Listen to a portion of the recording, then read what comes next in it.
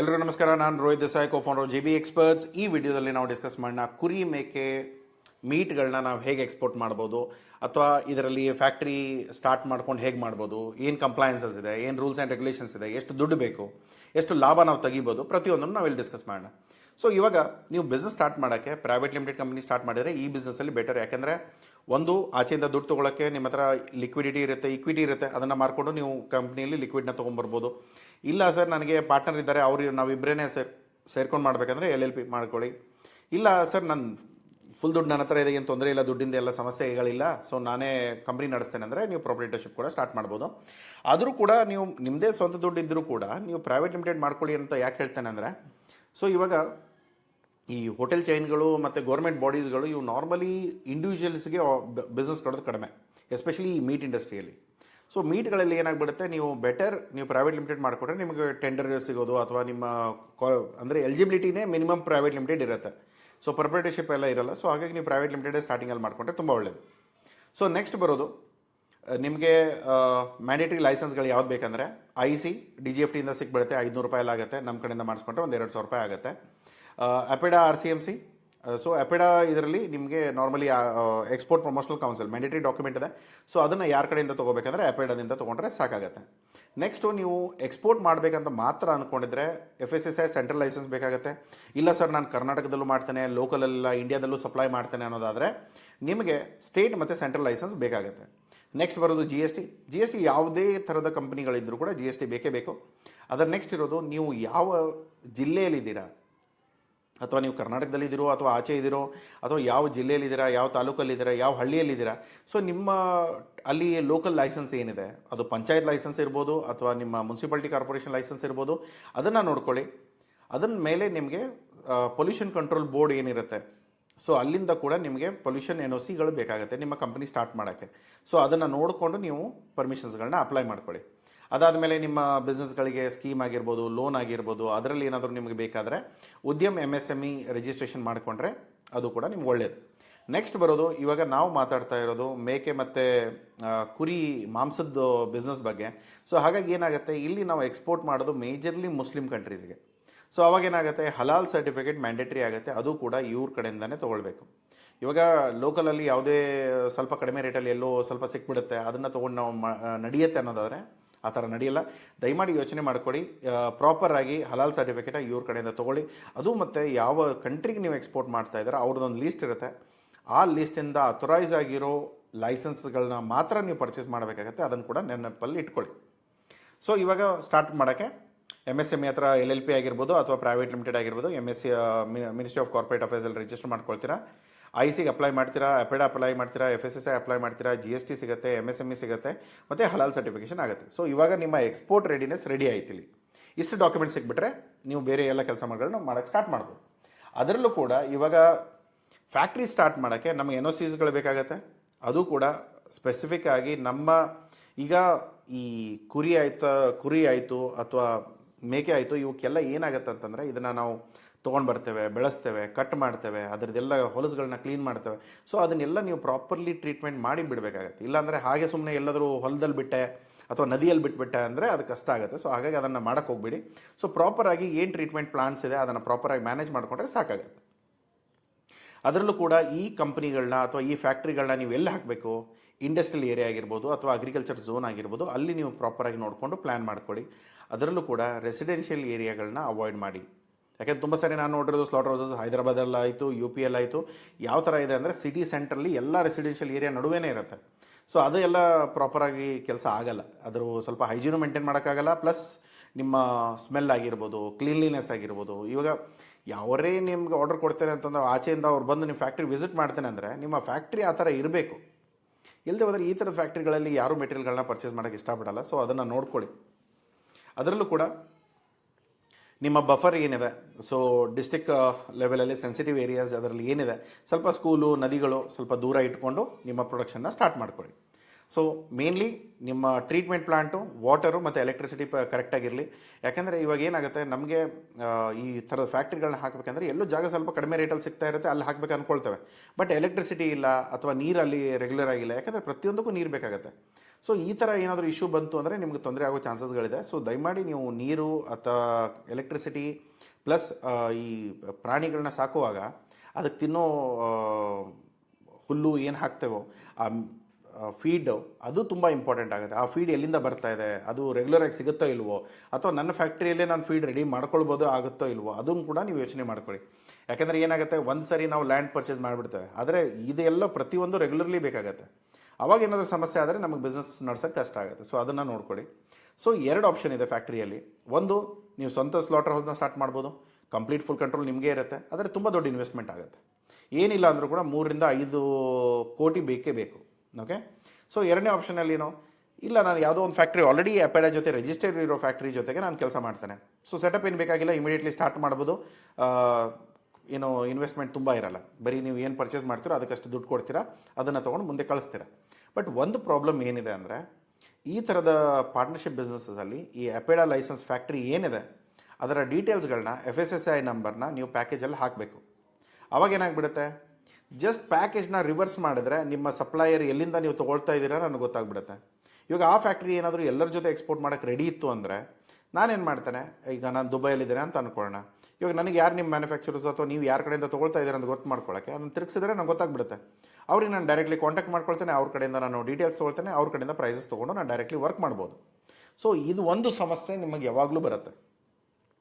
ಯಾರೋ ಥರ್ಡ್ ಪಾರ್ಟಿಯಿಂದ ನೀವೇನಾದರೂ ಕೆಲಸ ಮಾಡ್ತಾ ಇದ್ದರೆ ಈ ಮೆಟೀರಿಯಲ್ಗಳು ಅವರ ಡೀಟೇಲ್ಸ್ಗಳನ್ನ ನೀವು ಮೆನ್ಷನ್ ಮಾಡಿದಾಗ ಇಲ್ಲಿ ದುಡ್ಡು ಉಳಿಯುತ್ತೆ, ಅದ್ರ ಜೊತೆಗೆ ನಿಮ್ಮ ಬಿಸ್ನೆಸ್ ರಿಸ್ಕಲ್ಲೂ ಇರುತ್ತೆ. ಸೊ ಅದನ್ನು ನೀವು ಯೋಚನೆ ಮಾಡ್ಕೊಳ್ಳಿ. ಅದು ನಿಮಗೆ ನಡೆಯುತ್ತೆ. ಇಲ್ಲ ಸರ್ ನಮಗೆ ಪರಿಚಯ ಇರೋರೆ ಅಥವಾ ನಮ್ಮವರೇ, ಅದಕ್ಕೇನು ಸಮಸ್ಯೆ ಇಲ್ಲ, ಓಕೆ ದೆನ್ ಗುಡ್, ಗೋ ಹೆಡ್. ಇಲ್ಲ ಸರ್ ಇದು ಥರ್ಡ್ ಪಾರ್ಟಿ, ಅವ್ರ ಹತ್ರ ಏನೋ ಅಗ್ರಿಮೆಂಟ್ ಮಾಡೋಕ್ಕೆ ರೆಡಿ ಇಲ್ಲ ಅವರು, ಅಥವಾ ಅವ್ರು ನಮಗೆ ಎಕ್ಸ್ಕ್ಲೂಸಿವಿಟಿ ಕೊಡೋಕ್ಕೆ ರೆಡಿ ಇಲ್ಲ, ಅಥವಾ ನಮ್ಮ ಬಾಯರ್ಸ್ಗಳನ್ನ ಅವ್ರು ನಾಳೆ ಬ್ರೀಚ್ ಮಾಡಬಹುದು, ಆ ಚಾನ್ಸಸ್ ಇದೆ ಅಂದರೆ, ಸೊ ಈ ಥರದ ಬಿಸ್ನೆಸ್ ಮಾಡೆಲ್ಗಳು ನಾರ್ಮಲಿ ಅಲ್ಲಿ ವರ್ಕೌಟ್ ಆಗಲ್ಲ. ನಿಮ್ಮದೇ ಫ್ಯಾಕ್ಟ್ರಿಗಳನ್ನ ಮಾಡಿಕೊಂಡೇ ನೀವು ಕೆಲಸ ಮಾಡಿ. ಯಾಕೆಂದರೆ ಬಾಯರ್ ತೊಗೊಂಡು ಬಂದು ಇನ್ನೊಬ್ಬರಿಗೆ ಬಾಯರ್ನ ಕೊಟ್ಟು ಅದಾದಮೇಲೆ ನಿಮಗೇನೂ ಅದರಿಂದ ಬೆನಿಫಿಟ್ ಆಗ್ತಾ ಇಲ್ಲ ಅಂದರೆ ತುಂಬ ದಿನ ನಿಮ್ಮ ಬಿಸ್ನೆಸ್ಗಳು ನಡೆಯಲ್ಲ. ಸೊ ಆ ಇಶ್ಯೂ ಬರುತ್ತೆ. ನೆಕ್ಸ್ಟ್, ಫಾರ್ಮ್ ಮತ್ತು ಲೈಫ್ ಸ್ಟಾಕ್ ಮ್ಯಾನೇಜ್ಮೆಂಟ್ ಹೇಗೆ ಮಾಡ್ತೀರಾ? ಈ ಕುರಿ ಆಯಿತು, ಇವು ಯಾವ ವೆರೈಟಿ ಇದೆ, ಗೋಡ್ಸಲ್ಲಿ ಯಾವ ವೆರೈಟೀಸ್ ಇದೆ ಇಲ್ಲಿದೆ. ಸೊ ಇದರಲ್ಲಿ ಇವಾಗ ನಾನು ವೆಜಿಟೇರಿಯನ್ ಇರೋದ್ರಿಂದ ನನಗೆ ಎಕ್ಸಾಕ್ಟ್ಲಿ ಗೊತ್ತಿಲ್ಲ ಯಾವ ಬ್ರೀಡು ಯಾವ ಚೆನ್ನಾಗಿದೆ ಅಂತ. ಬಟ್ ನಾರ್ಮಲಿ ನೀವು ಮೀಟ್ ಕನ್ಸ್ಯೂಮ್ ಮಾಡ್ತಾ ಇದ್ದೀರಾ ಅಥವಾ ಈ ಇಂಡಸ್ಟ್ರಿಯಲ್ಲಿ ಇಳಿಬೇಕಂತಂದರೆ ಈ ಬ್ರೀಡ್ಗಳ ಬಗ್ಗೆ ತಿಳ್ಕೊಳ್ಳಿ. ಅದು ಕರ್ನಾಟಕದಲ್ಲಿ ನೀವು ಎಲ್ಲಿ ಪ್ಲಾಂಟ್ ಹಾಕಬೇಕು ಅಂದ್ಕೊಂಡಿದ್ದೀರಾ ಅಲ್ಲಿ ಯಾವ ಇದು ಸಿಗುತ್ತೆ, ಗೋಟ್ ಅಥವಾ ಶಿಪ್ಪು, ಅದನ್ನು ನೀವು ಕರೆಕ್ಟಾಗಿ ಪ್ಲ್ಯಾನ್ ಮಾಡಿಕೊಂಡು ಮಾಡಿದ್ರೆ ಕೂಡ ನಡೆಯುತ್ತೆ. ಸೊ ಗೋಟಲ್ಲಿ ಈ ಬ್ರೀಡ್ಸ್ಗಳಿದೆ, ಅಂದರೆ ಎಕ್ಸ್ಪೋರ್ಟಿಂಗ್ ಬ್ರೀಡ್ಸ್ಗಳು. ಆಮೇಲೆ ಶಿಪ್ಪಲ್ಲಿ ಈ ಎಕ್ಸ್ಪೋರ್ಟಿಂಗ್ ಬ್ರೀಡ್ಸ್ಗಳಿದೆ.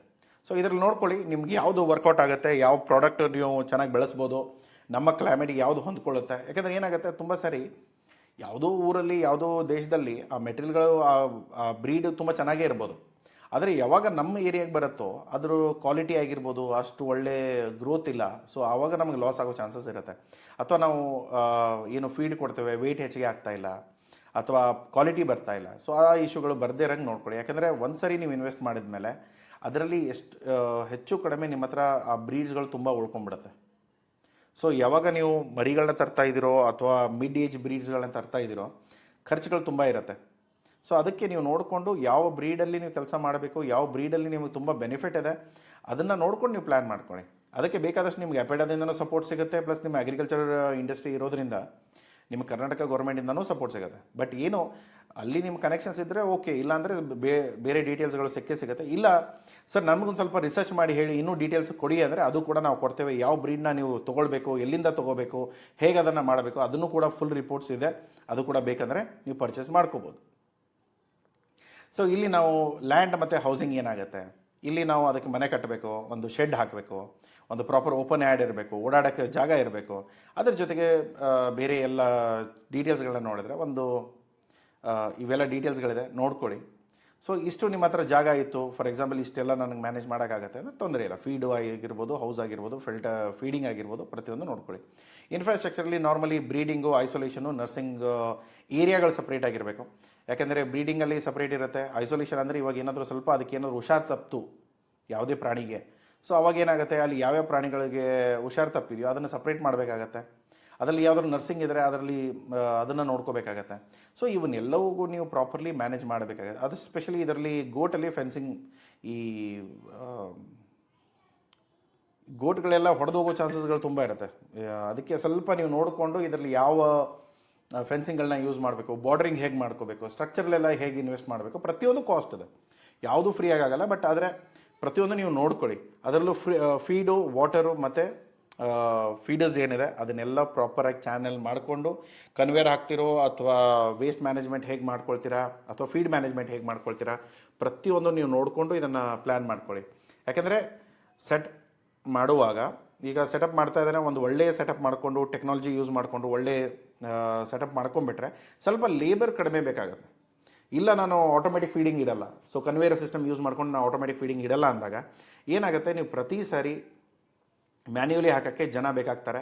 ಅದು ಕೆಲವೊಂದು ಸರಿ ಏನಾದರೂ ಲೇಬರ್ ಇಶ್ಯೂಸ್ ಬಂತು ಅಂದರೆ ತುಂಬ ದೊಡ್ಡ ತಲೆನೋವುಗಳು ಸ್ಟಾರ್ಟ್ ಆಗುತ್ತೆ. ಸೊ ಅದಕ್ಕೆ ಇವತ್ತಿನ ಟೈಮಲ್ಲಿ ಫೀಡಿಂಗಿಗೆ ಎಸ್ಪೆಷಲಿ ಕನ್ವೇಯರ್ ಸಿಸ್ಟಮ್ಸ್ ಇದೆ, ಸ್ಕ್ರೂ ಕನ್ವೇಯರ್ಸ್ ಇದೆ, ಫೀಡಿಂಗ್ ಕನ್ವೇಯರ್ಸ್ ಇದೆ.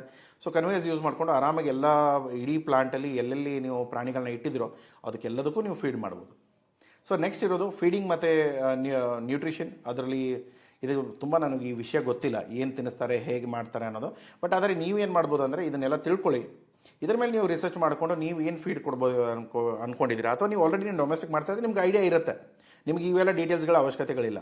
ಇಲ್ಲ ಅಂದರೆ ಡಾಕ್ಟರ್ಗಳು, ಈ ಪ್ರಾಣಿ ಡಾಕ್ಟರ್ಗಳು ಏನಿರ್ತಾರೆ ಅವ್ರು ಕೂಡ ಹೋಗ್ಬಿಟ್ಟು ನೀವು ಚೆಕ್ ಮಾಡಿದ್ರೆ ಅವರು ವೆಟ್ಸ್ ಕೂಡ ನಿಮಗೆಲ್ಲ ಡೀಟೇಲ್ಸ್ಗಳನ್ನ ಕೊಡ್ತಾರೆ. ಅಥವಾ ನಿಮ್ಮ ಹತ್ರ ಇರೋ ವೆರೈಟಿ, ಕ್ವಾಲಿಟಿ ಮತ್ತು ಅದಕ್ಕೆ ಬೇಕಾಗಿರೋ ಫೀಡ್ ಏನಾದರೂ ಚೇಂಜ್ ಮಾಡೋದಿದ್ರೆ ಅದನ್ನು ಕೂಡ ಚೇಂಜ್ ಮಾಡಿಸಿ ನಿಮ್ಗೆ ಅಪ್ಡೇಟ್ ಕೊಡ್ತಾರೆ. ಸೊ ಅದರ ಅಕಾರ್ಡಿಂಗ್ಲಿ ನೀವು ಪ್ಲ್ಯಾನ್ ಮಾಡ್ಕೊಳ್ಳಿ. ಯಾಕೆಂದರೆ ನಾನು ಯಾವುದೇ ಥರದ ವೆಟ್ಟು ಅಲ್ಲ, ನಾನು ಮಾಡ್ತಾ ಇರೋ ಕೆಲಸಗಳೇನೆಂದರೆ ಮೀಟ್ ಎಲ್ಲಿಂದ ಪ್ರೊಡ್ಯೂಸ್ ಆಗುತ್ತೆ ಅಲ್ಲಿಂದ ನಾನು ಮುಂದೆ ಮಾರ್ಬೋದು. ಬಟ್ ಆದರೆ ಈ ಮೀಟ್ ಮ್ಯಾನುಫ್ಯಾಕ್ಚರ್ ಮಾಡೋದು, ಅದನ್ನು ಮೇಂಟೈನ್ ಮಾಡೋದು, ಅದನ್ನೆಲ್ಲ ನಾರ್ಮಲಿ ಅವ್ರು ಲೋಕಲಲ್ಲೇ ಫ್ಯಾಕ್ಟ್ರಿ ಅವರೇ ನೋಡ್ಕೊಳ್ತಾರೆ. ಸೊ ಹಾಗಾಗಿ ಅದರಲ್ಲಿ ನಾವು ತಲೆ ಹಾಕಿರಲ್ಲ. ಸೊ ಈ ವಿಷಯಗಳನ್ನ ನೀವು ನಾರ್ಮಲಿ ನೀವು ನೋಡಿಕೊಂಡ್ರೆ ತುಂಬ ಬೆಟರ್. ಯಾವ ವಿಷಯ ನಮ್ಗೆ ಗೊತ್ತಿಲ್ಲ ಅದು ಗೊತ್ತಿಲ್ಲ. ಓಕೆ. ಸೊ ಹೆಲ್ತ್ ಮತ್ತು ಬಯೋಸೈನ್ಸಲ್ಲಿ ಇಲ್ಲಿ ನಾರ್ಮಲಿ ಇದು ಪ್ರಾಣಿಗಳಂದರೆ ಆಲ್ಮೋಸ್ಟ್ ಮನುಷ್ಯ ಥರನೇ ಒಂದಲ್ಲ ಒಂದು ರೋಗ ಇರುತ್ತೆ, ಏನೋ ಡಿಸೀಸ್ ಬಂದಿರುತ್ತೆ, ಏನೋ ಜ್ವರಗಳು ಬರುತ್ತೆ. ಸೊ ಇದನ್ನೆಲ್ಲ ನೀವು ಪ್ರಾಪರ್ಲಿ ಮ್ಯಾನೇಜ್ ಮಾಡಬೇಕು. ಅದಕ್ಕೆ ವ್ಯಾಕ್ಸಿನ್ಸ್ ಇರುತ್ತೆ, ಈ ಹುಳುಗಳಾಗೋ ಚಾನ್ಸಸ್ ಇರುತ್ತೆ. ಸೊ ಅದರಲ್ಲೂ ಕೂಡ ಬೇರೆ ಬೇರೆ ಹೊಸ ಆ್ಯನಿಮಲ್ಸ್ಗಳನ್ನ ಅಥವಾ ಹೊಸ ಪ್ರಾಣಿಗಳನ್ನ ನಾವು ತೊಗೊಂಡು ಬಂದಾಗ, ಇವಾಗ ಒಂದು ಸ್ಲಾಟ್ ಇರುತ್ತೆ, ಒಂದು ಲಾಟ್ ನಡೀತಾ ಇರುತ್ತೆ, ಇನ್ನೊಂದು ಲಾಟ್ನ ತರಿಸ್ಕೊಂಡಾಗ ಅದನ್ನು ಎಲ್ಲದ್ರ ಜೊತೆ ಮಿಕ್ಸ್ ಮಾಡಿಬಿಟ್ರೆ ನಮ್ಮಲ್ಲಿರೋ ಪ್ರಾಣಿಗಳಿಗೇನು ತೊಂದರೆ ಇರಲಿಲ್ಲ. ಬಟ್ ಆಚೆಯಿಂದ ಬಂದಿರೋ ಪ್ರಾಣಿಗಳು ಅದರಲ್ಲಿ ಯಾವುದೇ ಥರದ ರೋಗ ಇದ್ಬಿಟ್ರೆ ಅದು ಕೂಡ ನಮ್ಮ ಈಗ ಚೆನ್ನಾಗಿರೋದು ಕೂಡ ಹಾಳಾಗುತ್ತೆ. ಸೊ ಅದಕ್ಕೆ ನೀವೇನು ಮಾಡಬೇಕು, ಅದನ್ನೊಂದು ಕ್ವಾರಂಟೈನ್ ಮಾಡಿ ಒಂದು 2 ರಿಂದ 4 ವಾರ, 1 ತಿಂಗಳು ಸಪ್ರೇಟಾಗಿ ಇಟ್ಟು ಅದನ್ನೆಲ್ಲ ಟ್ರೀಟ್ಮೆಂಟ್ ಕೊಟ್ಟು ಅದನ್ನೆಲ್ಲ ಹುಷಾರಾಗಿ ಅದೆಲ್ಲ ಕರೆಕ್ಟಾಗಿದೆ ಅಂದ ಮೇಲೆ ನಿಮ್ಮ ಬೇರೆ ಎಲ್ಲ ಮೆಟೀರಿಯಲ್ಗಳ ಜೊತೆ ಮಿಕ್ಸ್ ಮಾಡ್ಬೋದು. ಸೊ ಕ್ಲೀನು, ಹೈಜೀನ್ಗಳನ್ನ ಪ್ರಾಪರ್ಲಿ ಮೇಂಟೈನ್ ಮಾಡಿ. ಇಲ್ಲ ಅಂದರೆ ನೀವು ಎಕ್ಸ್ಪೋರ್ಟ್ ಬಿಸ್ನೆಸ್ ಮರ್ತ್ಬಿಡಿ. ಇವತ್ತಿನ ಟೈಮಲ್ಲಿ ನಾವು ಆಚೆ ನೋಡ್ತೇವೆ, ಇಲ್ಲಿ ಬೆಂಗಳೂರಲ್ಲಾಯಿತು, ಬೇರೆ ಕಡೆ ಆಯಿತು, ನಾವು ಹೋಗುವಾಗ ಈ ಪಕ್ಕದ ಅಂಗಡಿಯಲ್ಲೆಲ್ಲ ಹಿಂಗೆ ನೇತಾಕಿರ್ತಾರೆ ಈ ಮೀಟ್ಗಳನ್ನ. ಸೊ ಅದು ನೋಡಿದರೆ ಅದು ಧೂಳು, ಗಲೀಜು, ಹಾಗೇ ಅದು ಅಲ್ಲಿ ಹೋದು ನೀವು ತೊಗೊಳ್ಳೋ ಅಂತ ಏನು ಇಷ್ಟಪಡಲ್ಲ. ಆ ಥರ ಜಾಗದಲ್ಲಿ ಅವರು ಅದನ್ನು ಮಾರ್ತಾರೆ. ಸೊ ಅದನ್ನು ನೀವು ಹೇಗೆ ಮಾಡ್ಕೊಳ್ತೀರಾ ಅಥವಾ ನೀವು ಆ ಥರದ ಏನಾದರೂ ಎಕ್ಸ್ಪೋರ್ಟ್ ಮಾಡಬೇಕಂದ್ರೆ ಈ ಥರ ಸೆಟಪ್ಗಳಿದ್ದರೆ ನಡೆಯಲ್ಲ. ತುಂಬ ಕ್ಲೀನಾಗಿ, ನೀಟಾಗಿ, ಈಗ ಹಾಸ್ಪಿಟಲ್ ಕ್ಲೆನ್ಸಿನೆಸ್ ಅಂತ ಏನು ಹೇಳ್ತೇವಲ್ಲ, ಈಗ ಹಾಸ್ಪಿಟಲಲ್ಲೂ ಕೂಡ ತುಂಬ ವಿಷಯಗಳಾಗುತ್ತೆ. ಸೊ ಅಲ್ಲೂ ಕೂಡ ಏನು ಹೈಜೀನ್ ಮೇಂಟೈನ್ ಮಾಡ್ತಾರೆ ಆ ಹೈಜೀನ್ಗಳನ್ನ ನೀವು ಇಲ್ಲಿ ಮೇಂಟೈನ್ ಮಾಡಬೇಕಾಗತ್ತೆ. ಸೊ ಆವಾಗಲೇ ಮಾತ್ರ ನಿಮ್ಮ ಇಂಟರ್ನ್ಯಾಷನಲ್ ಆರ್ಡರ್ಸು ಅಥವಾ ಕಂಟ್ಯಾಮಿನೇಷನ್ ಇಲ್ಲದೆ ನಿಮ್ಮ ಎಕ್ಸ್ಪೋರ್ಟ್ಗಳು ಪ್ರಾಪರಾಗಿ ಆಗುತ್ತೆ. ಯಾಕೆಂದರೆ 1-1.5 ಕೋಟಿ ಮೆಟೀರಿಯಲ್ಲು ನೀವು ಸುಮ್ಮನೆ ಬಿಡೋಕ್ಕಾಗಲ್ಲ. ಯಾಕೆಂದರೆ ಪ್ರಾಪರಾಗಿ ಮೇಂಟೈನ್ ಮಾಡಿದರೆ ಮಾತ್ರ ಈ ಇಂಡಸ್ಟ್ರಿಗೆ ಬಂದು ತುಂಬ ದೊಡ್ಡ ಕ್ಯಾಪಿಟಲ್ ಹೋಗುತ್ತೆ ಒಂದೊಂದು ಕಂಟೈನರ್ಗೆ. ಆ ಥರ 5-6 ಕಂಟೈನರ್ ಆರ್ಡರ್ ಬಂತು ಅಂದರೆ ನಿಮ್ಮ ಕತೆ ಮುಗೀತಲ್ಲಿ. ಅದರಲ್ಲಿ ನೀವೇನಾದರೂ ಅನ್ಹೈಜೀನ್ ಮೇಂಟೈನ್ ಮಾಡಿದ್ರಿ, ಇನ್ಫೆಕ್ಷನ್ ಇತ್ತು, ಆ ಮೀಟಲ್ಲಿ ಏನಾದರೂ ವೈರಸ್ಗಳಿದ್ದರೆ, ಇವಾಗ ವುಹಾನ್ ವೈರಸ್ ಇದೆ, ಇವಾಗ ಆಲ್ರೆಡಿ ಕೋವಿಡ್ ಮತ್ತೆ ತಿರ್ಗಾ ಬರ್ತಾ ಇದೆ. ಈ ವುಹಾನ್ ವೈರಸ್ಸಲ್ಲಿ ಅದು ಪ್ರಾಣಿಯಿಂದ ಬಂದಿದೆ ಅಂತ ಹೇಳ್ತಾರೆ. ರಿಸರ್ಚ್ ಅಂತೂ ಆಗಲಿಲ್ಲ, ಯಾಕಂದ್ರೆ ಚೈನಾದವ್ರು ಆಬ್ವಿಯಸ್ಲಿ ಬಿಡಲಿಲ್ಲ ಅದನ್ನ. ಬಟ್ ಆದರೆ ನೀವು ಒಂದು ಯೋಚನೆ ಮಾಡಿ, ಇವಾಗ ಆ ಥರ ಪ್ರಾಣಿಗಳಿಂದ ಯಾವುದೋ ಮೀಟ್ಗಳು ಯಾವುದೋ ದೇಶದಿಂದ ಬಂದಿದೆ, ಅಲ್ಲಿ ಮೀಟಲ್ಲಿ ಏನೋ ಇನ್ಫೆಕ್ಷನ್ ಇದೆ ಅಂದ್ಬಿಟ್ರೆ ಅವರೆಲ್ಲರೂ ಬಿಟ್ಬಿಡ್ತಾರೆ ಅಥವಾ ಬ್ಯಾನ್ ಮಾಡಿಬಿಡ್ತಾರೆ. ಸೊ ಆ ಥರದ್ದು ಇಶ್ಯೂಗಳು ಬರದೇ ಇರೋದಕ್ಕೆ ನೀವು ಪ್ರಾಪರ್ಲಿ ಹೈಜೀನ್ ಮೇಂಟೈನ್ ಮಾಡಿಕೊಂಡ್ರೆ ಒಳ್ಳೆಯದು. ಸೊ ಅದರಲ್ಲೂ ಕೂಡ ಬ್ರೀಡಿಂಗು ಮತ್ತು ಸಪ್ಲೈ ಏನು ಬ್ಯಾಚಸ್ ಇದೆ ಪ್ರಾಪರಾಗಿ ನೋಡ್ಕೊಳ್ಳಿ. ಏನು ಬ್ಯಾಚಸ್ ಇದೆ, ಎಷ್ಟು ಬರಬೇಕು, ಏನು ವೆಯ್ಟ್ ಅದರ ಎವ್ರೇಜ್ ಎಷ್ಟು ಇರಬೇಕು, ಆಮೇಲೆ ಎಷ್ಟು ದಿನಕ್ಕೆ ಆ ವೆಯ್ಟ್ಗಳು ಬರುತ್ತೆ, ಪ್ರತಿಯೊಂದು ನೋಡಿಕೊಂಡು ಬೆಳೆಸ್ಕೊಂಡು ನೀವು ಮ್ಯಾನೇಜ್ ಮಾಡ್ಬೋದು. ಇಲ್ಲಿ ಕೆಪೆಕ್ಸ್ ಅಂದರೆ ಕ್ಯಾಪಿಟಲ್ ಎಕ್ಸ್ಪೆಂಡಿಚರ್ಸ್ ಎಷ್ಟಾಗುತ್ತೆ, ಒಂದು ಅಂದಾಜಲ್ಲಿ ಲ್ಯಾಂಡ್ ಆದರೆ ಎಲ್ಲಿ ತೊಗೊಳ್ತಾ ಇದ್ದರೆ ಅದು ಮ್ಯಾಟ್ರ್ ಆಗುತ್ತೆ. ಮತ್ತು ಸುಮ್ಮನೆ ಬಂದು ಇಲ್ಲಿ ಬೆಂಗಳೂರಲ್ಲಿ ಸರ್ ಇಷ್ಟು ರೇಟಿಗೆ ಎಲ್ಲಿ ಸಿಗುತ್ತೆ ಅನ್ನೋದು ಹೇಳಬೇಡಿ. ಇಲ್ಲಿ ಬೇರೆ ಎಲ್ಲಿ ನಿಮಗೆ ರೇಟ್ಸ್ಗಳು ಸಿಗುತ್ತೆ, ಸ್ವಲ್ಪ ಆಚೆ ಎಕ್ಸ್ಟೆನ್ಷನ್ಸ್ ಆಯಿತು, ಹೊಲಗಳಾಯಿತು, ಅಲ್ಲಿ ನಿಮ್ಗೆ ಯಾವ ಲ್ಯಾಂಡ್ ಸಿಗ್ತಾ ಇದೆ, ಅಲ್ಲಿ ಶೆಲ್ಟರ್ ಹಾಕೋಕ್ಕೆ ಎಷ್ಟು ಖರ್ಚಾಗುತ್ತೆ, ಮತ್ತು ಲೈವ್ ಸ್ಟಾಕ್ ಎಷ್ಟು ಬೇಕಾಗುತ್ತೆ.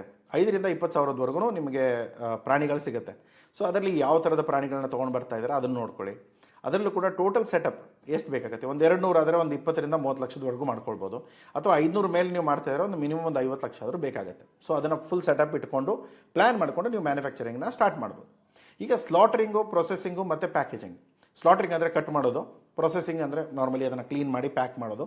ಸೊ ಈಗ ಪ್ರೊಸೆಸಿಂಗ್ ಸ್ಟ್ರಾಟಜೀಸ್ ಏನು, ಒಂದು ಓನ್ ಸ್ಲಾಟರ್ಸ್ ನಾನು ಆಲ್ರೆಡಿ ಹೇಳಿದೆ, ಅದಕ್ಕೆ ನೀವು minimum 1 to 2 crores minimum setup cost ಬರುತ್ತೆ. ಲ್ಯಾಂಡ್ ಕಾಸ್ಟು ಪ್ರತಿ ಅಲ್ಲದೆ ಮಿಷನರೀಸ್ ಆಯಿತು, ಲೇಬರ್ ಆಯಿತು, ವರ್ಕಿಂಗ್ ಕ್ಯಾಪಿಟಲ್ ಆಯಿತು, ಅದನ್ನೆಲ್ಲ ಇಟ್ಕೊಂಡು ನೀವು ಮಾಡಬೇಕಂದ್ರೆ ನಿಮ್ಮ ಓನ್ ಮಾಡಬೇಕಂದಾಗ ಆಲ್ಮೋಸ್ಟ್ ಮಿನಿಮಮ್ 1 ರಿಂದ 2 ಬೇಕೇ ಬೇಕು. ಅದರ ಜೊತೆಗೆ ಇನ್ನೂ 1-2 ನಿಮಗೆ ಕ್ಯಾಪಿಟಲ್, ವರ್ಕಿಂಗ್ ಕ್ಯಾಪಿಟಲ್ ಬೇಕಾಗತ್ತೆ. ಅಲ್ಲ ನಾನು ಇವಾಗ ಥರ್ಡ್ ಪಾರ್ಟಿ ಯೂಸ್ ಮಾಡ್ತೇನೆ, ನಾನು ಆಲ್ರೆಡಿ ಒಂದು ರಿಸ್ಕ್ ಹೇಳಿದೆ, ಬೈಪಾಸ್ ಆಗೋ ಚಾನ್ಸಸ್ ಇರುತ್ತೆ. ನೀವು ತಂದಿರೋ ಆರ್ಡರ್ಗಳು ಒಂದು ಟೈಮ್ ಬರುತ್ತೆ ನಿಮ್ಮ ಹತ್ರ, ನೆಕ್ಸ್ಟ್ ಟೈಮ್ ಬರದೇ ಇರುವಂಥ ಚಾನ್ಸಸ್ಗಳು ಇರುತ್ತೆ. ಸೊ ಹಾಗಿದ್ದಾಗ ಏನಾಗುತ್ತೆ, ಇವಾಗ ನಿಮ್ಮ ಬೈಪಾಸ್ ಆಗೋ ಚಾನ್ಸಸ್ ಇದೆ, ಬಟ್ ಆದರೆ ಓಕೆ ಸರ್ ಏನು ತೊಂದರೆ ಇಲ್ಲ, ನಾವು ಎಷ್ಟಾಗುತ್ತೆ ಅಷ್ಟು ಮಾಡ್ಕೊಳ್ಳೋಣ, ಸ್ವಲ್ಪ ಫ್ಯಾಕ್ಟ್ರಿಯವರು ಸಪೋರ್ಟ್ ಮಾಡ್ತೇನೆ ಅಂತ ಹೇಳಿದ್ದಾರೆ. ಸರಿ, ಹಾಗಿದ್ರೆ ಯಾರು ಅಪೆಡಾ ಜೊತೆ ರಿಜಿಸ್ಟರ್ಡ್ ಇದ್ದ ಕಂಪ್ಲೈಂಟ್ ಇದ್ದಾರೋ ಅವ್ರ ಫ್ಯಾಕ್ಟ್ರಿಗಳಿಂದ ಮಾತ್ರ ತೊಗೊಳ್ತೀರಾ. ಇವಾಗ ಸರ್ ಇಲ್ಲ ನಮ್ಮ ಪಕ್ಕಕ್ಕೇ ಯಾರೋ ಒಬ್ಬರು ಬುಚ್ಚಿಂಗ್ ಹೌಸ್ ಇದೆ, ಅಂದರೆ ಬುಚ್ಚರ್ಸ್ ಇದ್ದಾರೆ, ಇಲ್ಲೇ ಮೀಟ್ಗಳನ್ನೆಲ್ಲ ಕಟ್ ಮಾಡ್ತಾರೆ, ಅವರಿಂದ ನಾನು ತೊಗೊಂಡು ಬರ್ತಾನೆ, ಸಾಧ್ಯನೇ ಇಲ್ಲ, ಅಲ್ಲಿಂದೆಲ್ಲ ತೊಗೊಳಕ್ಕಾಗಲ್ಲ. ಅಪೆಡಾ ಕಂಪ್ಲೈಂಟ್ ಯಾರಿದ್ದಾರೋ ಅವ್ರ ಕಡೆಯಿಂದ ತೊಗೊಳ್ಳಿ. ಅಥವಾ ನಿಮ್ಮ ಹತ್ರ ಆಲ್ರೆಡಿ ಯಾರೋ ಒಬ್ಬರು ಪರಿಚಯದವರು ಫ್ಯಾಕ್ಟ್ರಿ ಓಪನ್ ಮಾಡ್ತಾ ಇದ್ದಾರೆ, ಅಥವಾ ಆಲ್ರೆಡಿ ಅವ್ರ ಫ್ಯಾಕ್ಟ್ರಿ ರನ್ನಿಂಗ್ ಇದೆ, ಅವ್ರದ್ದು ಅಪೆಡಾದಲ್ಲಿ ರಿಜಿಸ್ಟ್ರೇಷನ್ ಇಲ್ಲ ಅಂದರೆ ಅದನ್ನು ಹೋಗಿ ರಿಜಿಸ್ಟರ್ ಮಾಡಿಕೊಂಡು ಅವ್ರ ಜೊತೆ ಕೆಲಸ ಮಾಡಿ. ಇಲ್ಲ ಅಂದರೆ ನೀವು ತಿಳ್ಕೊಳ್ಳಿ, ಅಪೆಡಾ ರಿಜಿಸ್ಟ್ರೇಷನ್ ಕಂಪ್ಲೈಂಟ್ ಯೂನಿಟ್ ಇಲ್ಲ ಅಂದರೆ ನೀವು ಮಾಡೋಕ್ಕಾಗಲ್ಲ, ತಿಳ್ಕೊಂಬಿಡಿ ಅದನ್ನು. Okay, so mandatory compliances FSSAI, APEDA, NOC pollution ಕಂಟ್ರೋಲ್ದು. Then veterinary supervision. ಇವಾಗ ಪ್ರಾಣಿಗಳಿದೆ ಅಂದರೆ ಡಾಕ್ಟರ್ ಬೇಕು, ಪ್ರಾಣಿ ಡಾಕ್ಟರ್ಗಳು ಯಾರಿದ್ದಾರೆ ಅವ್ರನ್ನ ಇಟ್ಕೊಳ್ಳಿ, ಫುಲ್ ಟೈಮ್ ಇಟ್ಕೊಳ್ಳಿ. ಒಂದು ಏನೂ ಆಗದೇ ಇರೋಂಗೆ ನೋಡ್ಕೊಳ್ಳಿ, ಇನ್ನೊಂದು ಏನಾದರೂ ಆದಮೇಲೆ ಅದಕ್ಕೆ ಕರೆಕ್ಟಾಗಿ ಚೆಕ್ ಮಾಡಿಕೊಂಡು ಅದಕ್ಕೆ ಮೆಡಿಸಿನ್ಸ್ ಕೊಡಿ, ಅದನ್ನು ಹುಷಾರಾಗಿ ಮಾಡಿ ಆಮೇಲೆ ನೀವು ಸ್ಲಾಟರ್ ಮಾಡ್ಬೋದು. ಸೊ ಅದರಲ್ಲೂ ಕೂಡ ಲ್ಯಾಬ್ ಟೆಸ್ಟಿಂಗ್ಗಳು ನಿಮ್ಮ ಇನ್ಹೌಸಲ್ಲಿ ಇಟ್ಕೊಂಡ್ರೆ ಬೆಟರ್. ನೀವು ನೀರು ಕೊಡ್ತೀರಾ, ಊಟ ಕೊಡ್ತೀರಾ, ಆ ಪ್ರಾಣಿಗಳದ್ದು ಹೆಲ್ತ್ ಇರುತ್ತೆ, ಆ ಪ್ರಾಣಿಗಳನ್ನ ಕಟ್ ಮಾಡ್ತೀರಾ, ಆ ಪ್ರಾಣಿಗಳನ್ನ ಕಟ್ ಮಾಡಿದ ಮೇಲೆ ಪ್ರೊಸೆಸ್ ಮಾಡ್ತೀರಾ. ಅದರಲ್ಲಿ ಏನಾಗುತ್ತೆ, ತುಂಬ ವಿಷಯಗಳಲ್ಲಿ ಪ್ರತಿ ಸರಿ ಟೆಸ್ಟ್ಗಳು ಬೇಕಾಗುತ್ತೆ. ನೀರು ಟೆಸ್ಟ್ ಮಾಡಬೇಕು, ವಾಟರ್ ಇದು ಫೀಡ್ ಏನು ಹಾಕ್ತಿದ್ರೆ ಅದನ್ನು ಟೆಸ್ಟ್ ಮಾಡಬೇಕು, ಅದ್ರದ್ದು ಏನು ಮಲ್ಲ ಬರುತ್ತೆ, ಅದನ್ನು ವೇಸ್ಟ್ ಏನು ಬರುತ್ತೆ ಪ್ರಾಣಿಯಿಂದ ಅದನ್ನು ಚೆಕ್ ಮಾಡ್ಕೋಬೇಕು. ಪ್ರತಿ ಒಂದು ನೀವು ಪ್ರಾಪರಾಗಿ ಮಾನಿಟರ್ ಮಾಡಿದರೆ ಮಾತ್ರ ನಿಮ್ಗೆ ಒಳ್ಳೆ ಫೀಡ್ ಅಂದರೆ ಒಳ್ಳೆ ಮೆಟೀರಿಯಲ್ ನಿಮ್ಮ ಹತ್ರ ಇರುತ್ತೆ. ಇಲ್ಲದೆ ಹೋದರೆ ಏನೋ ಒಂದು ಹೆಚ್ಚು ಕಡಿಮೆ ಆಗುತ್ತೆ, ನಾಳೆ ನಿಮ್ಮ ಇರೋ ದುಡ್ಡುಗಳೆಲ್ಲ ಸಿಕ್ಕಾಕೊಳ್ಳುತ್ತೆ. ಇಲ್ಲಿ ಮ್ಯಾಂಡೇಟ್ರಿಯಲ್ಲಿ ನೀವೇನು ಮಾಡಬೇಕಂದ್ರೆ ಹಲಾಲ್ ಸರ್ಟಿಫಿಕೇಟ್ಗಳು ನೀವು ಯಾವ ರಿಜಿಸ್ಟರ್ಡ್ ಇದೆ ಅಲ್ಲಿಂದ ತೊಗೊಳ್ಳಿ. ಹಲಾಲ್ ಲಾಗ್ನ ಮೇಂಟೈನ್ ಮಾಡಿ, ಅದರ ಬ್ಯಾಚ್ ಸರ್ಟಿಫಿಕೇಟ್ ಏನಿದೆ ಅದನ್ನು ಪ್ರಾಪರ್ಲಿ ಮೇಂಟೈನ್ ಮಾಡಿ. ಯಾಕೆಂದರೆ ನೀವು ಇವಾಗ ನೀವೇನೋ ಮುಸ್ಲಿಂ ಕಲ್ಚರಿಗೆ ಸಂಬಂಧ ಇಲ್ಲದೆ ಇರ್ಬೋದು, ಬಟ್ ಆದರೆ ಏನಾಗುತ್ತೆ, ಇವಾಗ ನಾಳೆ ನೀವು ಮಾರ್ಕೆಟ್ ಮಾಡಿ ಅಥವಾ ಯಾರಿಗೆ ಎಕ್ಸ್ಪೋರ್ಟ್ ಮಾಡ್ತಾ ಇದ್ದೀರೋ ಅಲ್ಲಿ ನೀವು ಮುಸ್ಲಿಂ ಕಂಟ್ರಿ ಇತ್ತು ಅಂದರೆ ಅವ್ರ ಕಲ್ಚರಲ್ಲಿ ಏನೇನಿದೆ ಅದನ್ನು ಪ್ರತಿಯೊಂದನ್ನು ನೀವು ಪ್ರಾಪರ್ಲಿ ಡೇಟಾ ಮ್ಯಾನೇಜ್ ಮಾಡಬೇಕಾಗತ್ತೆ. ಅವ್ರದ್ದು ಏನು ಬಿಲೀಫ್ ಇದೆಯೋ ಅದರ ಅಕಾರ್ಡಿಂಗ್ಲಿ ನೀವು ಪ್ಲ್ಯಾನ್ ಮಾಡಿ ಅದನ್ನು ಕೆಲಸ ಮಾಡಬೇಕು. ಇಲ್ಲ ಅಂದರೆ ಏನಾಗುತ್ತೆ, ಓಕೆ ಲಾಗ್ ಮೇಂಟೈನ್ ಮಾಡಿಲ್ಲ, ಬ್ಯಾಚ್ ಮೇಂಟೈನ್ ಮಾಡಿಲ್ಲ, ಅದ್ರದ್ದು ಏನು ಡೇಟಾಸ್ಗಳೇ ಇಲ್ಲ, ಹಲಾಲ್ ಸರ್ಟಿಫಿಕೇಟ್ ಒಂದು ತೊಗೊಂಡೆ ಕೂತ್ಕೊಂಡೆ, ಆದರೆ ಕಟ್ ಮಾಡುವಾಗ ಆಯಿತು, ಬೇರೆ ವಿಷಯಗಳಾಯಿತು, ಬೇರೆ ಯಾವುದನ್ನು ನಾನು ಅದಕ್ಕೆ ಸಂಬಂಧ ಇಲ್ದಂಗೆ ನಾನು ಏನಾದರೂ ಮಾಡಿದ್ರೆ ಈಗ ನಿಮ್ಮ ರೆಕಾರ್ಡ್ಗಳು, ನಿಮ್ಮ ಮೆಟೀರಿಯಲ್ಗಳು ಅಲ್ಲಿ ಮುಟ್ಟುತ್ತೆ. ಆದರೆ ಅಲ್ಲಿ ಹೋದ್ಮೇಲೆ ಈ ಡೀಟೇಲ್ಸ್ಗಳನ್ನ ಚೆಕ್ ಮಾಡಿದಾಗ ಆ ಡೀಟೇಲ್ಸ್ಗಳು ನಿಮ್ಮ ಹತ್ರ ಇರಲಿಲ್ಲ, ಅಥವಾ ನಿಮ್ಮ ಪ್ರಾಪರಾಗಿ ನೀವು ಡಾಕ್ಯುಮೆಂಟ್ಸ್ನ ಸಬ್ಮಿಟ್ ಮಾಡಿಲ್ಲ ಅಂದರೆ, ಇವಾಗ ಮ್ಯಾಂಗೋಸ್ ಹೋಗಿ US ಅಲ್ಲಿ ರಿಜೆಕ್ಟ್ ಆಗಿದೆ, ನಿಮ್ಮ ಮೀಟು ದುಬೈ, ಕತಾರ್, ಒಮಾನಿಗೆ ಹೋಗಿ ಅಲ್ಲಿ ರಿಜೆಕ್ಟ್ ಆಗುತ್ತೆ. ಸೊ ರಿಜೆಕ್ಟ್ ಅಂದರೆ 1.5 ಕೋಟಿ ಮೆಟೀರಿಯಲ್ ನಿಮ್ಮ ವಾಪಸ್ ಬಂದುಬಿಡುತ್ತೆ. ಸೊ ಅದನ್ನು ತಡ್ಕೊಳಕ್ಕಾಗಲ್ಲ. ಸೊ ಸ್ವಲ್ಪ ನೋಡಿಕೊಂಡು ಯೋಚನೆ ಮಾಡಿಕೊಂಡು ಈ ಸೆಟಪ್ ಮಾಡ್ತಾ ಇದ್ದರೆ ಪ್ರಾಪರಾಗಿ ಆ ಕಮ್ಯುನಿಟಿದು ಏನು ಬೇಕಾಗುತ್ತೋ ಅದನ್ನೆಲ್ಲ ಪ್ರಾಪರ್ ರೂಲ್ಸ್ ಆ್ಯಂಡ್ ರೆಗ್ಯುಲೇಷನ್ಸ್ ಏನಿದೆ ಅದಕ್ಕೊಬ್ಬರನ್ನ ಇಟ್ಕೊಂಡು ಅದನ್ನು ಕೆಲಸ ಪ್ರಾಪರಾಗಿ ಮ್ಯಾನೇಜ್ ಮಾಡ್ಕೊಳ್ಳಿ.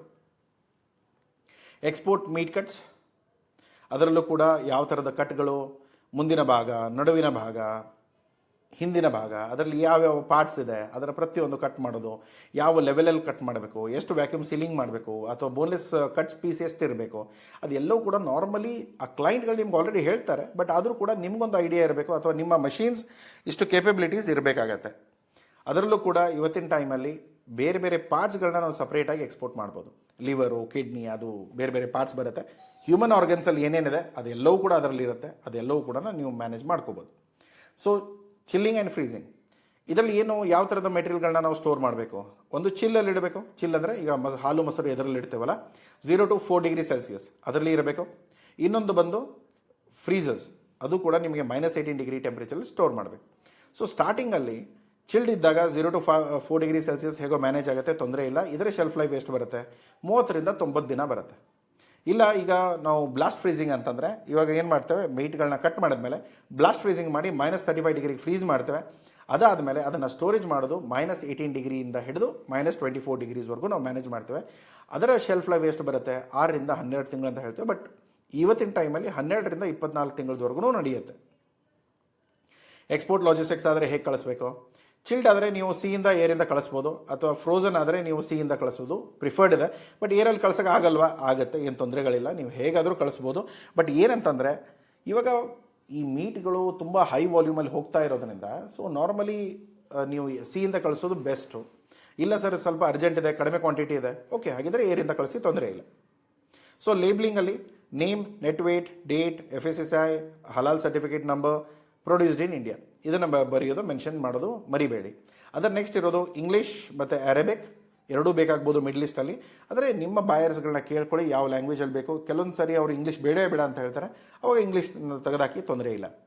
ಸೊ ವ್ಯಾಕ್ಯೂಮ್ ಪೌಚ್ ಇರ್ಬೋದು, ಮತ್ತು ಎಕ್ಸ್ಪೋರ್ಟ್ ಗ್ರೇಡ್ ಕಾಟನ್ಸ್ಗಳು ಏನು ಸಿಗುತ್ತೋ, ಈ ಕಾಟನ್ ಬಾಕ್ಸಸಲ್ಲಿ ನೀವು ಯಾವುದೋ ಒಂದು ಫ್ರೀಯಾಗಿ ಬಂದಿರೋದು ಈ ಪಾರ್ಲೆಜಿ ಬಾಕ್ಸಸಲ್ಲಿ ತೊಗೊಂಡು ಅದರಲ್ಲೇ ನಾನು ಪ್ಯಾಕ್ ಮಾಡ್ತೇನೆ, ಆ ಥರ ನಡೆಯಲ್ಲ. ಪ್ರಾಪರಾಗಿ ಕಾಟನ್ ಪ್ಯಾಕೇಜಿಂಗ್ ಮಾಡ್ಕೊಳ್ಳಿ. 10 to 20 kgs per box packaging ಮಾಡಿಕೊಂಡು ಆ ಬಾಕ್ಸ್ ಸೈಜಸ್ ಏನಿದೆ ಅದಕ್ಕೂ ಒಂದು ಸಪ್ರೇಟ್ ವಿಡಿಯೋ ಮಾಡಿದ್ದೇನೆ, ಅದನ್ನು ಹೋಗಿ ನೋಡಿ.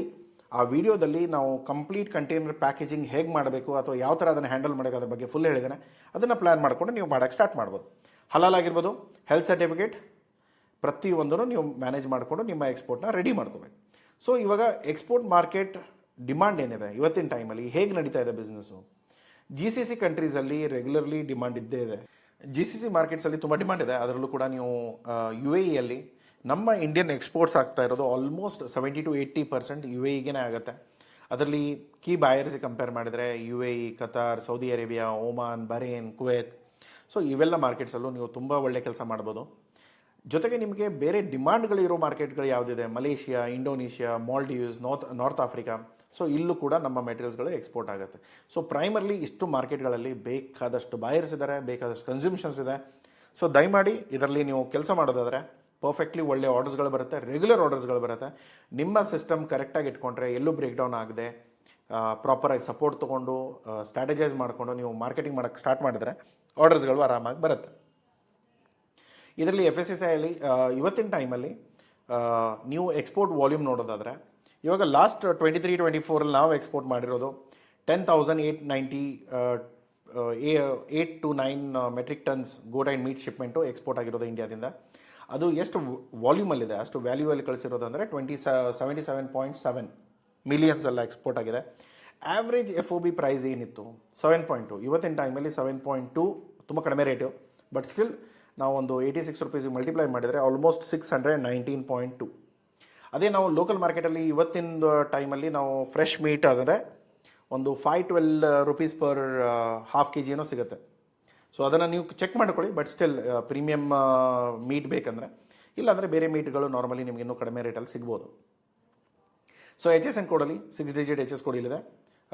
ಸೊ ಶಿಪ್ ಕಟ್ಸಲ್ಲಿ ಅದು ಎಸ್ಪೆಷಲಿ ಬೋನ್ ಇರೋದು ಇದಿದೆ, ಅಥವಾ ಬೋನ್ಲೆಸ್ ಇರೋದು ಇಲ್ಲಿದೆ.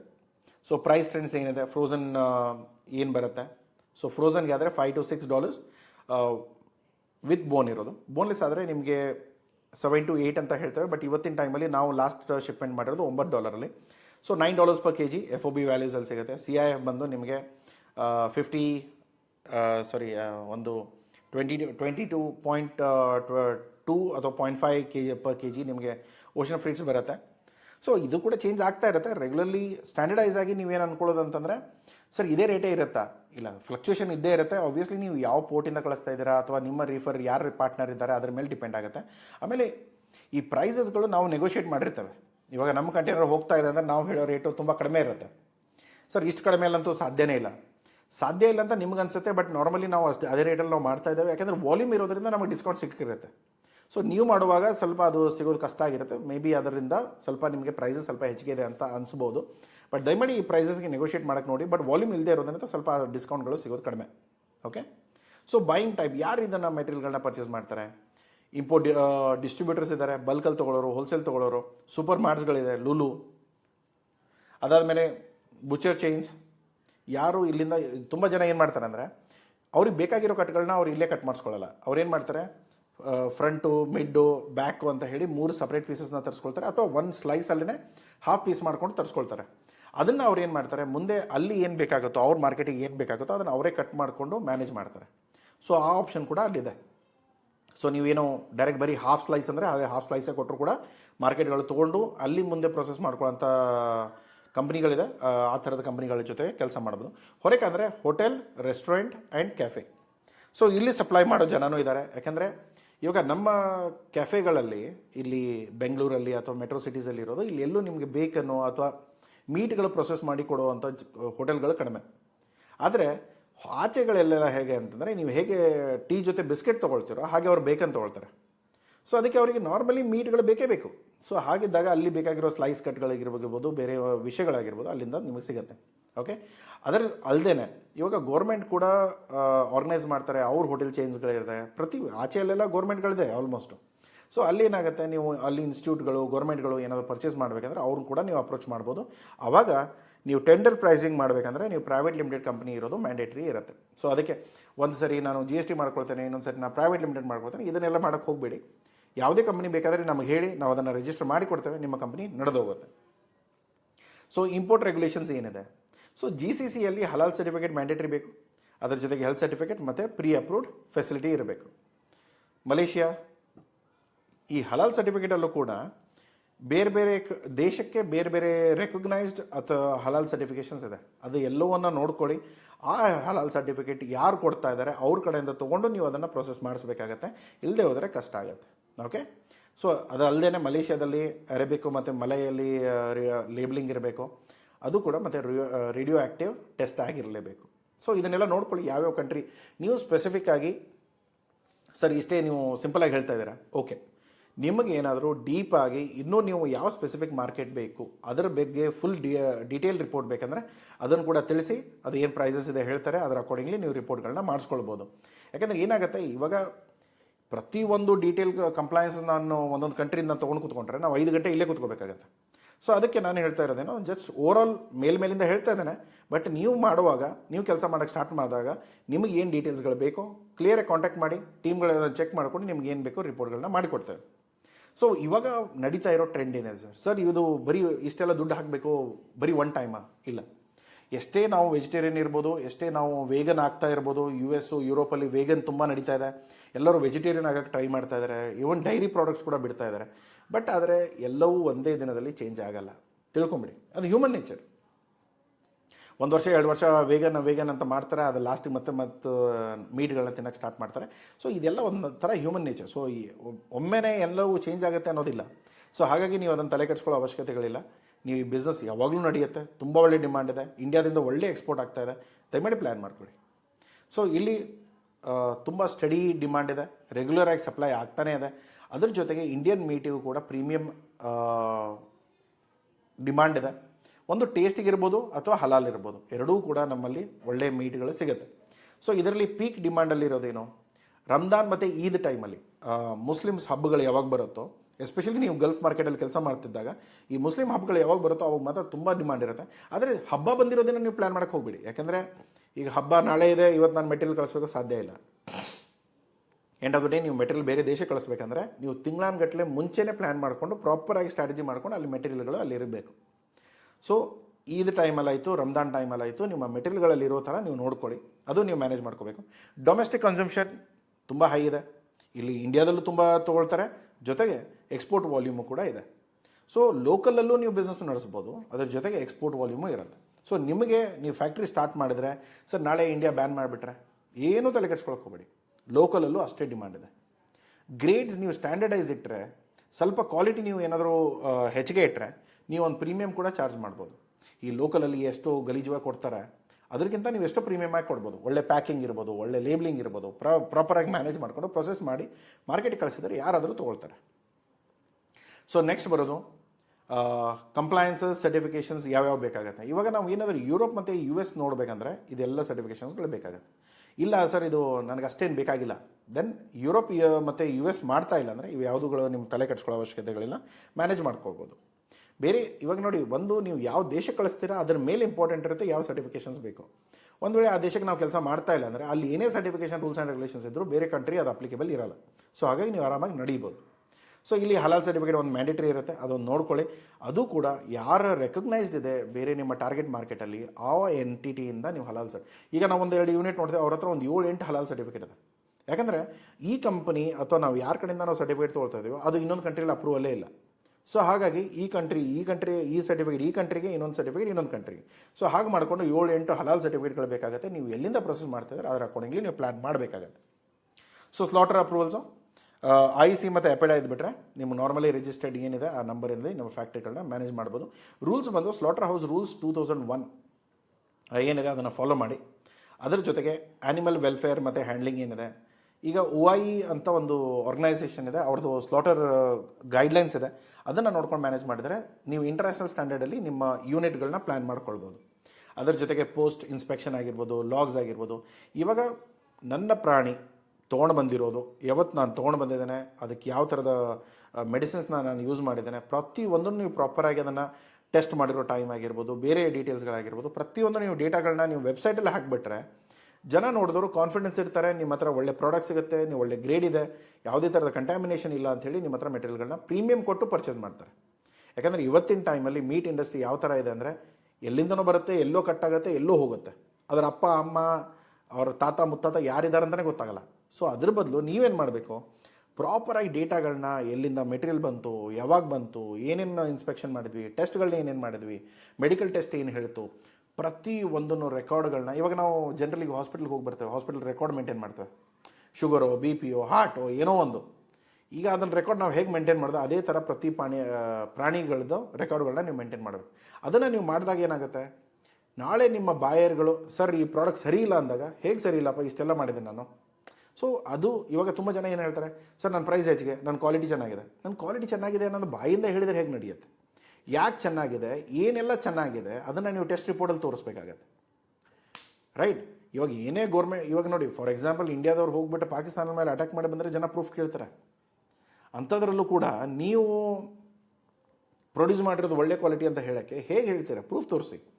ಸೊ ಅವಾಗ ಪ್ರಾಪರಾಗಿ ಹೇಳ್ಬೋದು, ಇಲ್ಲ ಸರ್ ನಾವು ನೀರು ಇವಾಗ ಟೆಸ್ಟ್ ಮಾಡ್ತೇವೆ, ನೀರಿನ ಕ್ವಾಲಿಟಿ ಇದಿತ್ತು, ಫೀಡಿನ ಕ್ವಾಲಿಟಿ ಇದಿತ್ತು, ಅದು ತಿಂದ ಮೇಲೆ ನಮ್ಮ ಪ್ರಾಣಿಗಳು ಈ ವೆರೈಟಿಯಲ್ಲಿ ಬೆಳೆದಿದ್ದಾರೆ, ಇಷ್ಟು ದಿನ ತೊಗೊಳ್ತು, ಪ್ರತಿಯೊಂದು ರೆಕಾರ್ಡ್ ಇರುತ್ತೆ. ನೀವು ಅದನ್ನು ನಿಯತ್ತಾಗಿ ಮಾಡ್ತಾ ಇಲ್ಲ, ಅಥವಾ ಎಲ್ಲಿಂದ ತೊಗೊಂಬಂದು ಏನೋ ಮ್ಯಾನೇಜ್ ಮಾಡ್ಕೊಂಡು ಮಿಕ್ಸ್ ಮಾಡ್ಕೊಂಡು ಮಾಡ್ತಾ ಇದ್ದೀರಾ ಅಂದರೆ ಆಬ್ವಿಯಸ್ಲಿ ಇದರೆಲ್ಲ ರೆಕಾರ್ಡ್ಗಳು ಸಿಗಲ್ಲ. ಪ್ರಾಪರಾಗಿ ರೆಕಾರ್ಡ್ ಇಟ್ಕೊಂಡಿರೋ ಎಂಟಿಟಿಗಳು ಪ್ರೀಮಿಯಂ ಪ್ರೈಸಿಂಗ್ ಆಬ್ವಿಯಸ್ಲಿ ಚಾರ್ಜ್ ಮಾಡ್ತಾರೆ. ಸೊ ಅದನ್ನು ನೀವು ನೋಡ್ಕೊಳ್ಳಿ. ನೆಕ್ಸ್ಟ್ ಇರೋದು ಮಾರ್ಕೆಟ್ ಸ್ಪೆಸಿಫಿಕ್ ಸರ್ಟಿಫಿಕೇಟ್ಸ್ಗಳು. ಲೋಕಲಲ್ಲಿ ಏನು ಬೇಕು, ಇಂಟರ್ನ್ಯಾಷನಲಲ್ಲಿ ಏನು ಬೇಕು, ಅಥವಾ ಯಾವ ಮಾರ್ಕೆಟಲ್ಲಿ ಕೆಲಸ ಮಾಡ್ತೀರಾ. ಇಂಡೋನೇಷಿಯಾಗಾದರೆ MUI ಬೇಕಾಗುತ್ತೆ, ಮಲೇಷ್ಯಾಗಾದರೆ ಈ ಸರ್ಟಿಫಿಕೇಟ್ಗಳು ಬೇಕಾಗುತ್ತೆ. ಪ್ರಾಪರಾಗಿ ನೋಡ್ಕೊಳ್ಳಿ. ಅದ್ರ ಬಗ್ಗೆ ನೀವು ಏನಾದರೂ ಫುಲ್ ಟಾರ್ಗೆಟೆಡ್ ರಿಸರ್ಚ್ ಬೇಕು ಅಂದರೆ ಅದು ಕೂಡ ಹೇಳಿ, ನಾವು ಎಕ್ಸ್ಟ್ರಾ ಬೇಕಂದರೆ ಲೈಸೆನ್ಸ್ಗಳಾಗಿರ್ಬೋದು, ಆಡಿಟ್ಸ್ಗಳಾಗಿರ್ಬೋದು, ಅದನ್ನೆಲ್ಲ ನಾವು ಕಂಡಕ್ಟ್ ಮಾಡಿ ಕೊಡಿಸ್ತೇವೆ. ನೆಕ್ಸ್ಟ್ ಇರೋದು ಎನ್ವೈರ್ಮೆಂಟಲ್ ಮತ್ತು ವರ್ಕ್ ಸೇಫ್ಟಿ. ಯಾಕಂದರೆ ಮಷಿನ್ಸ್ ಇರುತ್ತೆ, ಸ್ಲಾಟರ್ ಆಗುತ್ತೆ, ಜನ ಕೈ ಕತ್ತರಿಸ್ಕೊಳ್ಳೋ ಚಾನ್ಸಸ್ ಇರುತ್ತೆ. ಜನ ಎಷ್ಟು ಕೆಲವೊಂದು ಸರಿ ಏನಾಗುತ್ತೆ ಅಂದರೆ ಒಳ್ಳೆ ಲೇಬರ್ ಸಿಕ್ಕಿಲ್ಲ ಅಂತಂದ ತಕ್ಷಣ ಈ ಹುಡುಗರನ್ನ ಕರ್ಕೊಂಬರ್ತಾರೆ. ಕರ್ಕೊಂಬಂದು ಮಾಡುವಾಗ ಪ್ರಾಣಿ ಕಟ್ ಮಾಡೋ ಬದಲು ಕೈ ಕಟ್ ಮಾಡ್ಕೊಳ್ತಾರೆ. ಸೊ ಆ ಥರದ್ದು ದಡ್ಡರನ್ನ ನಾವು ನೋಡಿದ್ದೇವೆ, ತುಂಬ ಸರಿ ನೋಡಿದ್ದೇವೆ. ಸೊ ಅದಕ್ಕೆ ಏನಾಗುತ್ತೆ, ಅವರ ಹೆಲ್ತ್ ಸೇಫ್ಟಿ ಇರ್ಬೋದು, ಮೇಂಟೆನೆನ್ಸ್ ಇರ್ಬೋದು, ಸ್ಟಾಫ್ಗಳ ವೆಲ್ಫೇರ್ ಇರ್ಬೋದು.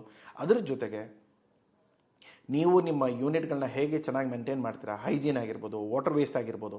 ಈಗ ದನಗಳನ್ನ ಈ ಪ್ರಾಣಿಗಳನ್ನ ಕಟ್ ಮಾಡಿದಾಗ ಆ ಕಸ ಎಲ್ಲ ಬರುತ್ತೆ, ಅದನ್ನೆಲ್ಲ ಹೇಗೆ ಡಿಸ್ಪೋಸ್ ಮಾಡ್ತೀರಾ?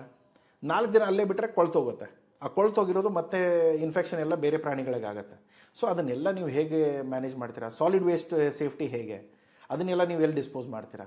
ಅದರ ಜೊತೆಗೆ PP ಕಿಟ್ ಆಗಿರ್ಬೋದು, ಮೆಟಲ್ ಗ್ಲೌಸ್ ಆಗಿರ್ಬೋದು. ಯಾಕಂದರೆ ಜನ ಕೈ ಕತ್ತರಿಸ್ಕೊಳ್ಳೋ ಚಾನ್ಸಸ್ ಇರುತ್ತೆ. ಮಷಿನ್ಸ್ ಹೋಗಿ ಸರ್ ಸ್ಪೀಡಲ್ಲಿ ಕಟ್ಟಾಗುತ್ತೆ. ಅವಾಗ ಏನಾಗುತ್ತೆ, ಕಟ್ಟಾಗೋ ಚಾನ್ಸಸ್ಗಳು ತುಂಬ ಇರುತ್ತೆ. ಅದಕ್ಕೆ ಬುಚರ್ಸ್ಗೆ ಎಸ್ಪೆಷಲಿ ಕಟ್ ಮಾಡೋರು ಯಾರು ಮಾಡ್ತಾರೆ, ಅವ್ರ ಮಷಿನ್ಸ್ ಯಾರು ಆಪ್ರೇಟ್ ಮಾಡ್ತಾರೆ, ಫುಲ್ಲಿ ಆಟೋಮೇಟೆಡ್ ಇದ್ದರೆ ತೊಂದರೆ ಇಲ್ಲ, ಆರಾಮಾಗಿ ತಾನೇ ಕಟ್ಟಾಗುತ್ತೆ.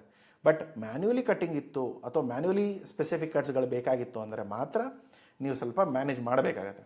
ಅದರಲ್ಲೂ ಕೂಡ ಲೋಕಲ್ ಲೇಬರ್ ಲಾಗಳು, ಸೇಫ್ಟಿ ಲಾಸ್ಗಳು ಏನಿದೆ ಅದನ್ನೆಲ್ಲ ಫಾಲೋ ಮಾಡ್ಕೊಳ್ಳಿ. ಹೈಜೀನ್ನ ಪ್ರಾಪರಾಗಿ ಮೇಂಟೈನ್ ಮಾಡಿ.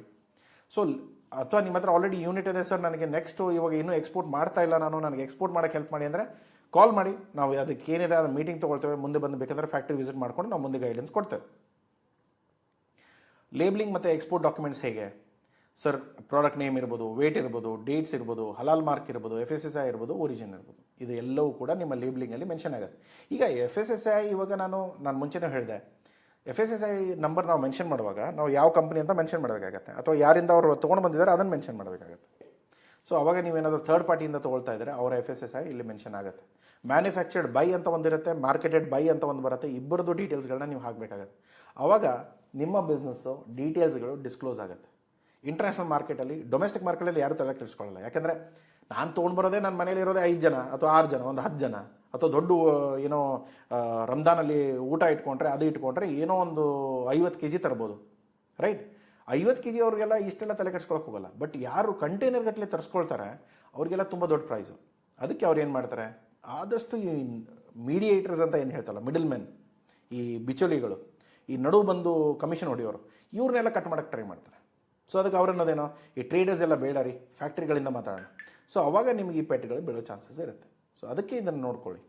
ಲ್ಯಾಂಗ್ವೇಜಸಲ್ಲಿ ಅರೇಬಿಕ್ ಇರ್ಬೋದು, ಮಲಯ ಇರ್ಬೋದು, ಫ್ರೆಂಚ್ ಇರ್ಬೋದು, ಯಾವ ಡೆಸ್ಟಿನೇಷನ್ ಇದೆ ಅಲ್ಲಿ ನಿಮ್ಮ ಬಾಯರ್ ಹತ್ರ ಆಲ್ರೆಡಿ ಪ್ಯಾಕೇಜಿಂಗ್ ಲೇಬಲ್ಸ್ ಎಲ್ಲ ರೆಡಿ ಇರುತ್ತೆ. ಅವ್ರು ಹೀಗೆ ಬೇಕು, ಹೀಗೆ ಮಾಡಬೇಕು, ಹೀಗೆ ಅನ್ನೋದು ಆಲ್ರೆಡಿ ರೆಡಿ ಮಾಡ್ಕೊಂಡು ಕೂತ್ಕೊಂಡಿರ್ತಾರೆ. ಅದರ ಪ್ರಕಾರ ನೀವು ಮಾಡಿಕೊಟ್ರೆ ಸಾಕು. ಇನ್ನೊಂದು ಬಂದು QR ಕೋಡ್ಸ್ ಮತ್ತು ಬಾರ್ ಕೋಡ್ಸ್ ಎಲ್ಲೆಲ್ಲಿ ಬೇಕು, ಸೌದಿ ಅರೇಬಿಯಾ ಇರ್ಬೋದು, ಬೇರೆ ದೇಶಗಳಾಗಿರ್ಬೋದು, ಅದೆಲ್ಲ ಬೇಕಾಗುತ್ತೆ. ಇನ್ನೊಂದು ಏನಂದರೆ ಬ್ಯಾಕ್ ಹ್ಯಾಂಡ್ ಟ್ರೇಸಬಿಲಿಟಿ ಅಂತ ಹೇಳ್ತೀವಿ, ಅದು ಬಂದಾಗ ನಾನು ಹೇಳ್ತೇನೆ. ಸೊ ಡಾಕ್ಯುಮೆಂಟೇಷನ್ಸಲ್ಲಿ invoice, packaging list, health certificate, halal certificate, certificate of origin, bill of lading, ಎಲ್ಲವೂ ಡಾಕ್ಯುಮೆಂಟ್ಸ್ಗಳು ಬೇಕಾಗುತ್ತೆ. ಸೊ ಇವಾಗ ನಾನು ಇದನ್ನು ಸಪ್ಲೈ ಚೈನ್ ಮತ್ತು ಲಾಜಿಸ್ಟಿಕ್ ನಾನು ಹೇಗೆ ಮ್ಯಾನೇಜ್ ಮಾಡ್ತೇನೆ. ಫಾರ್ ಎಕ್ಸಾಂಪಲ್, ಇವಾಗ ಸಪ್ಲೈ ಚೈನ್ ಹೇಗೆ, ಕೋಲ್ಡ್ ಚೈನಲ್ಲಿ ನಾನೇನು ಮಾಡ್ತೇನೆ, ಇಲ್ಲಿ ಚಿಲ್ಲರ್ಸ್ ಯೂಸ್ ಮಾಡ್ತಾನೆ. ಚಿಲ್ಲರ್ಸಲ್ಲಿ ಆಲ್ಮೋಸ್ಟ್ ಇವಾಗ ಒಂದು ಪ್ರಾಣಿ ಕಟ್ ಮಾಡಿದೆ ಅಂದರೆ ಅದನ್ನು ನಾನು 1 ಗಂಟೆಯಲ್ಲಿ ಅದನ್ನು ಚಿಲ್ಲರಲ್ಲಿ ಹಾಕ್ಬಿಡ್ತೇನೆ. ಯಾಕಂದರೆ ಅದು ಫ್ರೆಶ್ನೆಸ್ ಇರಬೇಕಾಗುತ್ತೆ, ಇಲ್ಲಾಂದರೆ ಕಂಟ್ಯಾಮಿನೇಟ್ ಆಗೋ ಚಾನ್ಸಸ್ ಇರುತ್ತೆ, ಸ್ಮೆಲ್ ಬರೋಕ್ಕೆ ಸ್ಟಾರ್ಟ್ ಆಗುತ್ತೆ. ಸೊ ಅದರಲ್ಲೂ ಕೂಡ ರೀಫರ್ ವ್ಯಾನ್ಗಳು, ಇವಾಗ ನನ್ನ ಕಟಿಂಗ್ ಇಲ್ಲಿದೆ, ನನ್ನ ಪ್ಯಾಕೇಜಿಂಗ್ ಇನ್ನೊಂದು ಕಡೆ ಇದೆ. ಸೊ ಅದಕ್ಕೆ ನಾನೇನು ಮಾಡಬೇಕು, ಇಲ್ಲಿಂದ ಅಲ್ಲಿ ಕಳಿಸೋಷ್ಟುನಕ್ಕೂ ನಾನೇನು ಮಾಡಬೇಕು, ಟೆಂಪ್ರೇಚರ್ ಕಂಟ್ರೋಲ್ಡ್ ವೆಹಿಕಲ್ಗಳು ಬರುತ್ತೆ, ಅದನ್ನೇ ನಾನು ಯೂಸ್ ಮಾಡಬೇಕಾಗತ್ತೆ.